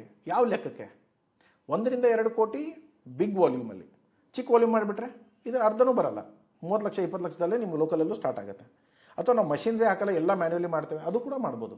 ಆದರೆ ಖರ್ಚುಗಳು ಕಂಟೈನರ್ ಲೆವೆಲಲ್ಲಿ ಮೆಟ್ರಿಕ್ ಟನ್ಸ್ ಅಷ್ಟು ಕಟ್ ಮಾಡೋಷ್ಟು, ಪ್ರೊಸೆಸ್ ಮಾಡೋಷ್ಟು ಯಾವ ಮನುಷ್ಯ ಮಾಡ್ಬೋದು ಅದನ್ನು ನೋಡ್ಕೊಳ್ಳಿ. ಅದನ್ನು ಪ್ರಾಕ್ಟಿಕಲಿ ಏನಾಗುತ್ತೆ ಅದನ್ನು ಪ್ರಾಪರ್ಲಿ ಪ್ಲ್ಯಾನ್ ಮಾಡಿಕೊಂಡ್ರೆ ಸಾಕು. ನಿಮ್ಮ ಕೆಪಾಸಿಟಿ ಇದು ನಿಮ್ಮ ಓನ್ ಇದೆಯೋ ಅಥವಾ ನೀವು ಯಾರ ಹತ್ರ ಆದರೂ ತೊಗೊಂಡು ಪ್ರೊಸೆಸ್ ಮಾಡ್ತೀರೋ ಅದನ್ನು ಯೋಚನೆ ಮಾಡಿಕೊಂಡ್ರೆ ನಿಮಗೆ ಗೊತ್ತಾಗುತ್ತೆ. ನೆಕ್ಸ್ಟ್ ಇರೋದು ಫೈನಾನ್ಷಿಯಲ್ಸ್. ಎಲ್ಲ ಎಂಟಿಟೀಸ್ಗಳು ನಿಮಗೆ ದುಡ್ಡು ಕೊಡ್ತಾರೆ, ಲೋನ್ ಸಿಗುತ್ತೆ, ಸ್ಕೀಮ್ ಸಿಗುತ್ತೆ, ಎಕ್ಸ್ಪೋರ್ಟ್ ಓರಿಯೆಂಟೆಡ್ ಸಪೋರ್ಟ್ ಕೂಡ ಸಿಗುತ್ತೆ. ಪ್ರೀ ಶಿಪ್ಮೆಂಟ್ ಆಗಿರ್ಬೋದು, ಪೋಸ್ಟ್ ಶಿಪ್ಮೆಂಟ್ ಆಗಿರ್ಬೋದು, ಲೋನ್ಗಳಾಗಿರ್ಬೋದು, ಫ್ಯಾಕ್ಟ್ರಿ ಸೆಟಪಿಗೆ ಲೋನ್ ಆಗಿರ್ಬೋದು, ಎಂಪ್ಲಾಯ್ಮೆಂಟ್ ಸ್ಕೀಮಲ್ಲಿ ನಿಮ್ಗೆ ಲೋನ್ ಸಿಗ್ಬೋದು. ತುಂಬ ಥರದ ಸ್ಕೀಮ್ಗಳು ಅವೈಲೇಬಲ್ ಇದೆ, ಅದನ್ನೆಲ್ಲ ನೋಡ್ಕೊಳ್ಳಿ, ಬೆನಿಫಿಟ್ ಮಾಡ್ಕೊಳ್ಳಿ. ಅಥವಾ ಸರ್ ನನಗೆ ಇದನ್ನು ಸೆಟಪ್ ಮಾಡಬೇಕು, ಫುಲ್ ಕನ್ಸಲ್ಟೇಷನ್ ಕೊಡಿ, ಫುಲ್ ನನಗೆ ರಿಪೋರ್ಟ್ ಮಾಡಿಕೊಡಿ, ನಾನು ಬ್ಯಾಂಕಿಗೆ ಹೋಗ್ಬಿಟ್ಟು ಲೋನಿಗೆ ಪ್ರಪೋಸ್ ಮಾಡಬೇಕು, ಅದರದ್ದು ರಿಪೋರ್ಟ್ಗಳು ಸಿಗುತ್ತೆ, ಅದರದ್ದು ಏನು ಖರ್ಚುಗಳಿದನ್ನು ಹೇಳ್ತಾರೆ, ಅದನ್ನು ನೋಡಿಕೊಂಡು ನೀವು ಪ್ಲ್ಯಾನ್ ಮಾಡಿಕೊಂಡು ಪ್ರೊಸೆಸ್ ಮಾಡ್ಕೊಳ್ಳಿ. ರೆವೆನ್ಯೂ ಸ್ಟ್ರಾಟಜೀಸ್ ಏನಿದೆ, ಟ್ರೇಡಿಂಗ್, ಫಾರ್ಮಿಂಗ್, ಕ್ಯಾಶ್ ಫ್ಲೋ ಒಳ್ಳೆ ಬಿಲ್ಡ್ ಆಗುತ್ತೆ. ಜೊತೆಗೆ ನೀವು ಏನೋ ಇವತ್ತು ಸ್ಟಾರ್ಟಿಂಗಲ್ಲಿ ಫಾರ್ಮ್ ಸ್ಟಾರ್ಟ್ ಮಾಡ್ತೀರಾ, ಪ್ಲಾಂಟ್ ಸ್ವಲ್ಪ ಆಮೇಲೆ ಹಾಕ್ತೀರಾ, ಯಾಕಂದರೆ ಪ್ರಾಣಿಗಳು ರೆಡಿ ಆಗಬೇಕಲ್ಲ ಪ್ಲಾಂಟಿಗೆ. ಸೊ ಪ್ರಾಣಿಗಳನ್ನ ಮುಂಚೆ ತಂದಿಟ್ಕೊಂಡು ಫ್ಯಾಕ್ಟ್ರಿ ಸ್ಟಾರ್ಟ್ ಆಗೋ ಟೈಮಲ್ಲೇ ಪ್ರಾಣಿಗಳನ್ನ ತೊಗೊಂಬನ್ನಿ, 3-4 ತಿಂಗಳಲ್ಲಿ ಪ್ಲಾಂಟ್ ರೆಡಿ ಆಗುತ್ತೆ, ಆವಾಗ ಅದನ್ನು ಕಟಿಂಗ್ ಮಾಡೋಕ್ಕೆ ಸ್ಟಾರ್ಟ್ ಮಾಡ್ಬೋದು. ಅದರ ಜೊತೆಗೆ ಇಂಪೋರ್ಟರ್ಸ್ ಆಗಿರ್ಬೋದು ಅಥವಾ HNI ಕ್ಲೈಂಟ್ಸ್ ಆಗಿರ್ಬೋದು, ಅವ್ರ ಜೊತೆಗೆ investment, partnership, private limited, joint ventures, ಇದನ್ನೆಲ್ಲ ನೀವು ಪ್ಲ್ಯಾನ್ ಮಾಡಿಕೊಟ್ರೆ ಆಲ್ರೆಡಿ ನಾವು ಮಾಡಿಸ್ಕೊಡ್ತಾ ಇದ್ದೇವೆ. ಇದು ಬರೀ ಗೋಟ್ ಆ್ಯಂಡ್ ಶಿಪ್ಪಿಗೆ ಅಷ್ಟಲ್ಲ, ನಾವು ಪೋರ್ಕಿಗೂ ಮಾಡಿದ್ದೇವೆ. ಈ ಹಂದಿ ಫಾರ್ಮಿಂಗಲ್ಲೂ ಕೂಡ ನಾವು ಬಿಸ್ನೆಸ್ ಪಾರ್ಟ್ನರ್ಶಿಪ್ ಕೊಲಾಬ್ರೇಷನ್ ಮಾಡಿಕೊಟ್ಟಿದ್ದೇವೆ. ಸೊ ಅದು ಕೂಡ ಮಾಡಿಸ್ಕೊಡ್ಬೋದು. ಅದ್ರ ಜೊತೆಗೆ ಇಲ್ಲಿ ಏನಾಗುತ್ತೆ, ಕೆಲವೊಂದು ಸಾರಿ ನಿಮ್ಮ ಪೇಮೆಂಟ್ ಡಿಲೇಗಳಾದರೆ ಸ್ವಲ್ಪ ಅದಕ್ಕೂ ಕೂಡ ಸ್ವಲ್ಪ ಕ್ಯಾಶ್ ಫ್ಲೋ ಕುಷನ್ ಇಟ್ಕೊಳ್ಳಿ, ಇಲ್ಲದೆ ಹೋದರೆ ಸಿಕ್ಕಾಕೊಳ್ತೀರ. ಕಟ್ಟು ಅಂದರೆ ಕೈಗೆ ಬಂದಿದ್ದು ಬಾಯಿಗೆ ಹೋಗುತ್ತೆ, ಬಾಯಿಗೆ ಬಂದಿದ್ದು ಕೈಗೆ ಖರ್ಚಾಗುತ್ತೆ, ಮುಗಿದೋಯ್ತು. ಅಲ್ಲಿಗೆ ಹಾಗೆ ನಡೀತಾ ಇದ್ರೆ ಕಷ್ಟ ಆಗುತ್ತೆ, ರೈಟ್? ಸೊ ಅದು ಸ್ವಲ್ಪ ಹ್ಯಾಂಡ್ ಟು ಮೌತ್ ಬಿಟ್ಟು ಸ್ವಲ್ಪ ಎಕ್ಸೆಸ್ ದುಡ್ಡುಗಳನ್ನ ಉಳಿಸ್ಕೊಳ್ಳೋಕೆ ಟ್ರೈ ಮಾಡ್ಕೊಳ್ಳಿ. Next sales and marketing, branding. Global ಮಾರ್ಕೆಟಲ್ಲಿ ನಾವು ಹೇಗೆ ಆಚೆ ಇರಬೇಕು, ಅಥವಾ how do we with stand? ಎಲ್ಲರೂ ಮಾಡ್ತಾಯಿದ್ರೆ ಸರ್ ನಾವು ಮಾಡ್ಬೋದಾ, ಅಥವಾ ಈ ಮಾರ್ಕೆಟಲ್ಲಿ ಇಷ್ಟೆಲ್ಲ ಕಾಂಪಿಟೇಷನ್ಸ್ ಇದೆ, ನಾವು ಹೇಗೆ ಬೀಟ್ ಮಾಡೋದು? ನೀವು ಒಂದು ಸರಿ ಆಟೋಮೇಷನ್ಸ್ಗಳನ್ನ ತೊಗೊಂಡು ಬಂದರೆ ಪ್ರೈಸಸ್ಗಳು ಕಡಿಮೆ ಆಗುತ್ತೆ, ಲೇಬರ್ ಇಂಟೆನ್ಸಿವ್ ಕಡಿಮೆ ಆಗುತ್ತೆ. ಇವಾಗ ಜನ ಏನು ತಪ್ಪು ಮಾಡ್ತಾ ಇದ್ದಾರೆ ಅಂತ ಹೇಳ್ಬಿಟ್ಟು ಒಂದು ರೌಂಡು ನೀವು ಸ್ಲಾಟರ್ ಹೌಸಸ್ಗೆ ಹೋಗ್ಬಿಟ್ರೆ ನಿಮಗೆ ಗೊತ್ತಾಗುತ್ತೆ. ಆ ಕ್ವಾಲಿಟಿನ ನಾವು ಇಲ್ಲಿ ಆರಾಮಾಗಿ ಮೇಂಟೈನ್ ಮಾಡ್ಬೋದು. ಸೊ ಹಲಾಲ್, ಬೇರೆ ನೀವು ಏನೇನು ಹ್ಯಾಂಡ್ಲಿಂಗ್ ಮಾಡ್ಬೋದು, ಪೋಕ್ ಟು ಫೋಕ್ ಟ್ರೇಸಿಬಿಲಿಟಿ. ನಾನು ಆವಾಗಲೇ ಹೇಳಿದೆ, QR ಕೋಡಲ್ಲಿ ಫುಲ್ ಕುಂಡ್ಲಿ ಸಿಗುತ್ತೆ.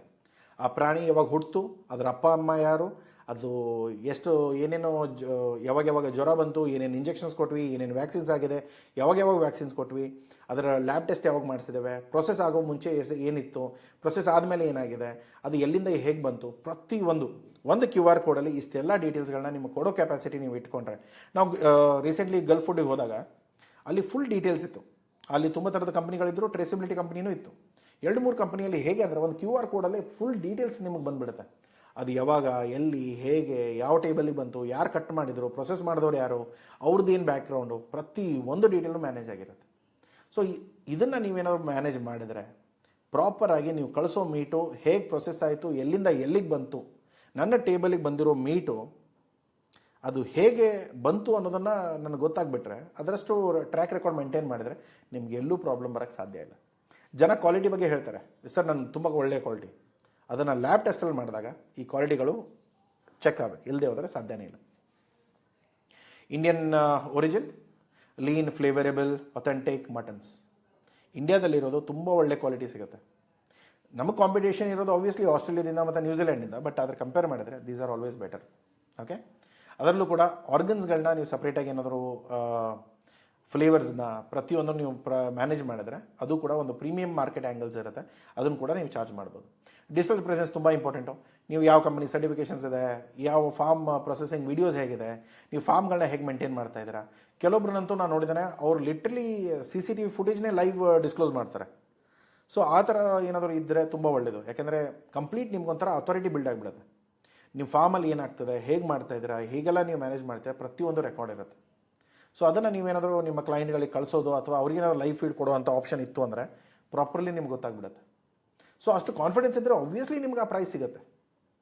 ಸೊ ಅದರಲ್ಲೂ ಕೂಡ ನೀವು ಲಿಂಕ್ಡ್ಇನ್, ಟ್ರೇಡ್ ಪ್ಲಾಟ್ಫಾರ್ಮ್ಸ್, ಅಲಿಬಾಬಾ ಇರ್ಬೋದು, ಇಂಡಿಯಾ ಮಾರ್ಟ್ ಇರ್ಬೋದು, ಅಥವಾ ಗ್ಲೋಬಲ್ ಸೋರ್ಸ್ ಇರ್ಬೋದು, ಟ್ರೇಡ್ ಕೀ ಇಂಡಿಯಾ ಇರ್ಬೋದು. ಸೊ ಇದನ್ನೆಲ್ಲ ನೀವು ನೋಡಿ. ಸೊ QR ಕೋಡ್ ಅಂದರೆ QR ಕೋಡ್ಸ್ ಹಾಕ್ಕೊಂಡು ಪ್ಯಾಕ್ಸಲ್ಲಿ ಹಾಕಿದರೆ ಪ್ರಾಪರ್ಲಿ ನೀವು ನಿಮ್ಮ ಟ್ರೇಸಬಿಲಿಟಿ ಬಿಲ್ಡ್ ಆಗುತ್ತೆ. ಜನ ನೀವು ಒಂದು ಸ್ಕ್ಯಾನ್ ಮಾಡಿದ್ರೆ ಗೊತ್ತಾಗುತ್ತೆ ಎಲ್ಲಿಂದ ಪ್ರಾಡಕ್ಟ್ ಬಂದಿದೆ ಅನ್ನೋದು, ಅಥವಾ ಇಷ್ಟೆಲ್ಲ ಚೆಕ್ ಮಾಡೋರು ಇವರೆಲ್ಲಿ ತಪ್ಪು ಮಾಡೋಕ್ಕೆ ಸಾಧ್ಯ ಇದೆ. ಸೊ ಪ್ರಾಪರ್ಲಿ ಅದು ಗೊತ್ತಾಗುತ್ತೆ. ಸೊ ಅದನ್ನು ನೀವು ತುಂಬ ನೋಡಿಕೊಂಡು ಮಾಡಿದರೆ ತುಂಬ ಒಳ್ಳೆಯದು. ಅದರಲ್ಲೂ ಕೂಡ reach out promotions, cold emails ಇರ್ಬೋದು, ಇಂಪೋರ್ಟರ್ಸ್ಗೆ ಇರ್ಬೋದು, ಇವೆಲ್ಲ ಬೇಕಂದ್ರೆ ನಾವು ಮಾಡಿಕೊಡ್ತೇವೆ, ಅದೇನು ತಲೆ ಕೆಡಿಸ್ಕೊಳ್ಳೋ ಅವಶ್ಯಕತೆ ಇಲ್ಲ. ಒಂದು ವೇಳೆ ಬೇಕು ಅಂದರೆ ಇಮೇಲ್ ಮಾರ್ಕೆಟಿಂಗ್ ಮಾಡಿ ಇಂಪೋರ್ಟರ್ಸ್ಗಳಿಗೆ, ಡಿಸ್ಟ್ರಿಬ್ಯೂಟರ್ಸ್ಗಳಿಗೆ. ಅಪೆಡಾ ಅವರು ಕೂಡ ಪ್ರಮೋಷನ್ ಮಾಡಿಸ್ತಾರೆ, ಅವರು ಕೂಡ ಡೆಲಿಗೇಷನ್ ಕರ್ಕೊಂಡು ಹೋಗ್ತಾರೆ, ಅವ್ರ ಜೊತೆ ಹೋಗಿ ಬನ್ನಿ. ಸೊ ಅದರದ್ದೆಲ್ಲ ಸಪೋರ್ಟ್ ಸಿಗುತ್ತೆ. ಕೆಲವು ಜನ ಏನಂತಾರೆ ಅಂದರೆ, ಸರ್ FIO ತೊಗೊಂಡ್ರೆ ಸಾಕಾಗಲ್ವಾ? ತೊಗೊಂಡ್ರೆ ಸಾಕಾಗತ್ತೆ, ಬಟ್ ಏನಂತಂದರೆ ಇವಾಗ ಬರೀ RCMC ಅಂದರೆ ಒಂದು ಮಾತು ಬೇರೆ, ಆದರೆ ಸಪೋರ್ಟ್ ಏನಿದೆ ಅವರು ನಿಮ್ಮ EPF ಎಕ್ಸ್ಪೋರ್ಟ್ ಪ್ರಮೋಷನಲ್ ಕೌನ್ಸಿಲ್ಸ್ ಅವ್ರಿಗೆ ಏನು ಸಪೋರ್ಟ್ ಮಾಡ್ತಾರೆ ಅಷ್ಟು ಬೇರೆದವ್ರು ಮಾಡೋಕ್ಕಾಗಲ್ಲ. ಸೊ FIO ಸುಮ್ಮನೆ ನಾನ್ ಸ್ಪೆಸಿಫಿಕ್ ಇದ್ದರೆ ಮಾತ್ರ ತೊಗೊಳ್ಳಿ. ಸ್ಪೆಸಿಫಿಕ್ ಆಗಿ ನಿಮ್ಮ ಪ್ರಾಡಕ್ಟಿಗೆ ಎಕ್ಸ್ಪೋರ್ಟ್ ಪ್ರಮೋಷನಲ್ ಕೌನ್ಸಿಲ್ ಇದೆ ಅಂದರೆ ದಯಮಾಡಿ ನಿಮ್ಮ ಎಕ್ಸ್ಪೋರ್ಟ್ ಪ್ರಮೋಷನಲ್ ಕೌನ್ಸಿಲಿಂದನೇ ಮಾಡಿ. ಸೊ ಇದರಲ್ಲೂ ಕೂಡ ಸ್ಯಾಂಪಲ್ಸ್ ಮತ್ತು ಟ್ರಯಲ್ ಆರ್ಡರ್ಸ್ಗೆ ಯಾವಾಗಲೂ ರೆಡಿ ಇರಿ, ನಿಮ್ಮ ಮೆಟೀರಿಯಲ್ಗಳನ್ನ ರೆಡಿ ಮಾಡಿ ಇಟ್ಕೊಳ್ಳಿ. ಅದರಲ್ಲೂ ಕೂಡ ಒಳ್ಳೆ ಶೆಫ್ಗಳು, ಮಸಾಲ ಬ್ರ್ಯಾಂಡ್ಗಳ ಜೊತೆಗೆ ಕ್ರಾಸ್ ಪ್ರಮೋಷನ್ ಮಾಡಿ ನೋಡಿ. ಇವಾಗ ಫಾರ್ ಎಕ್ಸಾಂಪಲ್ MTRದು ಮಸಾಲಗಳು ಬರುತ್ತೆ, ಅವ್ರ ಜೊತೆ ನಿಮ್ಮ ಬ್ರ್ಯಾಂಡಿಂಗ್ ಮಾಡಬಹುದಾ ನೋಡಿ. ಅದು ಏನಾದರೂ ಮಾಡೋಕ್ಕಾದರೆ ಅದನ್ನು ಕೂಡ ಟ್ರೈ ಮಾಡಿ. ಹಾಗೆ ಗ್ಲೋಬಲ್ ಫುಡ್ ಎಕ್ಸಿಬಿಷನ್ಸ್, ಜಗತ್ತಲ್ಲಿ ಬೇಕಾದಷ್ಟು ಗಲ್ಫ್ ಫುಡ್ ಬಗ್ಗೆ ಹೇಳಿದೆ.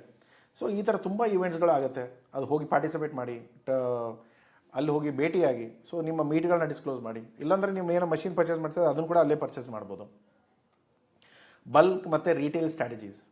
ಸೊ ಬಲ್ಕಾಗಿ ಕಳಿಸಿದ್ರೆ ಕಂಟೈನರ್ ಗಟ್ಟಲೆ ಹೋಗುತ್ತೆ, ಇಲ್ಲಿ ರೀಟೇಲ್ ಆದರೆ ಪ್ಯಾಕೆಟ್ಸ್ ಗಟ್ಟಲೆ ಹೋಗುತ್ತೆ. ಸೊ ಇದರಲ್ಲಿ ಏನಂದರೆ 1 kg ಪ್ಯಾಕೆಟ್ ಬರುತ್ತೆ, ಗೋಟ್ ಕರಿ ಕಟ್ 1 kg.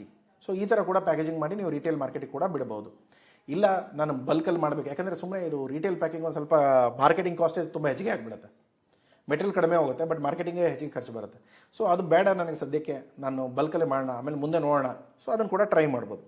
ಸೊ ಎಲ್ಲೆಲ್ಲಿ ಇಂಡಿಯನ್ಸ್ ಇದ್ದಾರೋ, ಎಲ್ಲೆಲ್ಲಿ ಇಂಡಿಯನ್ ಡಯಾಸ್ಪೋರಾ ಇದೆಯೋ ಅಲ್ಲೆಲ್ಲ ನಾವು ಕೆಲಸ ಮಾಡ್ತೇವೆ. ಯಾಕೆಂದರೆ ಈಗ ನಾರ್ಮಲಿ ಇಲ್ಲಿಂದ ಹೋಗಿರೋ ಜನ ಇಲ್ಲಿ ಮೀಟ್ ಬೇಕನ್ನಿಸುತ್ತೆ, ಅವಾಗ ನಾವೇನಾದರೂ ಆ ಮೀಟ್ಗಳನ್ನ ಪ್ರೊವೈಡ್ ಮಾಡಿದರೆ ಆಬ್ವಿಯಸ್ಲಿ ಆ ರೇಟ್ಗಳು ಹೆಚ್ಚಿಗೆ ಸಿಗುತ್ತೆ. UAE, ಸೌದಿ, ಕತಾರ್, ಓಮನ್ ಎಲ್ಲದರಲ್ಲೂ ನಮ್ಮ ಜನ ಇದ್ದಾರೆ, ಅವರೆಲ್ಲ ನಿಮಗೆ ಸಪೋರ್ಟ್ ಮಾಡ್ಬೋದು. ಇಲ್ಲಿ ಕಾಂಪಿಟೇಟಿವ್ ಅಡ್ವಾಂಟೇಜಸ್ ಏನಿದೆ, ಫ್ರೆಶ್ ಆಗಿರ್ಬೋದು, ಫ್ರೋಝನ್ ಆಗಿರ್ಬೋದು, ಅದ್ರ ಜೊತೆಗೆ ಆ್ಯಂಟಿಬಯೋಟಿಕ್ ಫ್ರೀ ಇರ್ಬೋದು, ಲೀನ್ ಇರ್ಬೋದು, ಇದನ್ನೆಲ್ಲವನ್ನು ನೋಡ್ಕೊಳ್ಳಿ. ಇವೆಲ್ಲ ಡಾಕ್ಯುಮೆಂಟ್ಸ್ಗಳನ್ನ ಚೆಕ್ ಮಾಡ್ಕೊಳ್ಳಿ. ಅದರಲ್ಲೂ ಕೂಡ ಇಲ್ಲಿ ಏನಾದರೂ ರಿಸ್ಕ್ ಇದೆ, ಫಾರ್ ಎಕ್ಸಾಂಪಲ್ ಈ ಬಿಸ್ನೆಸ್ಸಲ್ಲಿ ಏನು ರಿಸ್ಕ್ ಇದೆ, ಸರ್ ತುಂಬ ಎಲ್ಲ ಒಳ್ಳೆಯದೇ ಹೇಳ್ತಾ ಇದ್ದೀರಾ, ಏನು ಕೆಟ್ಟದ್ದಿಲ್ವಾ? ಕೆಟ್ಟದ್ದು ಆಬ್ವಿಯಸ್ಲಿ ಇದೆ. ಇದರಲ್ಲಿ ಈ ಬಿಸ್ನೆಸ್ ಹೊಡೆತ ಬೀಳೋದು ಯಾವಾಗ, ನೀವೇನಾದರೂ ಡಾಕ್ಟರ್ಗಳನ್ನ ಇಟ್ಕೊಂಡು ಕರೆಕ್ಟಾಗಿ ಅದನ್ನು ಮ್ಯಾನೇಜ್ ಮಾಡಲಿಲ್ಲ ಅಂದರೆ, ಅದಕ್ಕೇನಾದರೂ ಹೆಲ್ತ್ ಇಶ್ಯೂಸ್ ಬಂತು ಅಂದರೆ ನಿಮ್ಮ ಕತೆ ಮುಗೀತು. ಯಾಕೆಂದರೆ ಯಾವುದೋ ದೇಶದಲ್ಲಿ ನಮ್ಮ ಪ್ರಾಡಕ್ಟ್ಗಳು ಹೋದಾಗ, ಈಗ ವುಹಾನ್ ವೈರಸ್ ಬಗ್ಗೆ ಎಕ್ಸಾಂಪಲ್ ಕೊಟ್ಟೆ, ಅದೇ ಥರ ಬೇರೆ ಯಾವುದೇ ಡಿಸೀಸ್ಗಳು ಇರುವಂಥ ಮೆಟೀರಿಯಲ್ಗಳು ಏನಾದರೂ ಅಲ್ಲಿ ಹೋಯಿತು ಅಂದರೆ ನಿಮ್ಮ ಕೆಲಸ ಕೆಟ್ಟೋಗುತ್ತೆ. ಸೊ ಒಬ್ಬರಿಗೆ ಏನಾದರೂ, ಒಂದು ಪ್ರಾಣಿಗೆ ಏನಾದರೂ ಇಶ್ಯೂ ಇತ್ತು, ಅದೆಲ್ಲ ಸ್ಪ್ರೆಡ್ ಆಯಿತು, ಇರೋ ಎಲ್ಲ ಮೆಟೀರಿಯಲ್ಗಳು ಹಾಳಾಗೋಗುತ್ತೆ. ಸೊ ದಯಮಾಡಿ ಅವು ಯಾಕೆ ಸಾಯ್ತಾ ಇದ್ದಾವೆ ಅನ್ನೋದು ಗೊತ್ತಾಗದೇ ಇರೋವಂಥ ಸಿಚುವೇಶನ್ಸ್ ಕೆಲವೊಂದು ಸರಿ ಬರುತ್ತೆ. ಸೊ ಅದಕ್ಕೆ ನೀವು ನೋಡ್ಕೊಳ್ಳಿ, ಅದನ್ನೆಲ್ಲ ಪ್ರಾಪರಾಗಿ ನೀವು ಪ್ಲ್ಯಾನ್ ಮಾಡಿಕೊಂಡ್ರೆ ಈ ಇಶ್ಯೂಸ್ಗಳು ಬರಲ್ಲ. ಓಕೆ,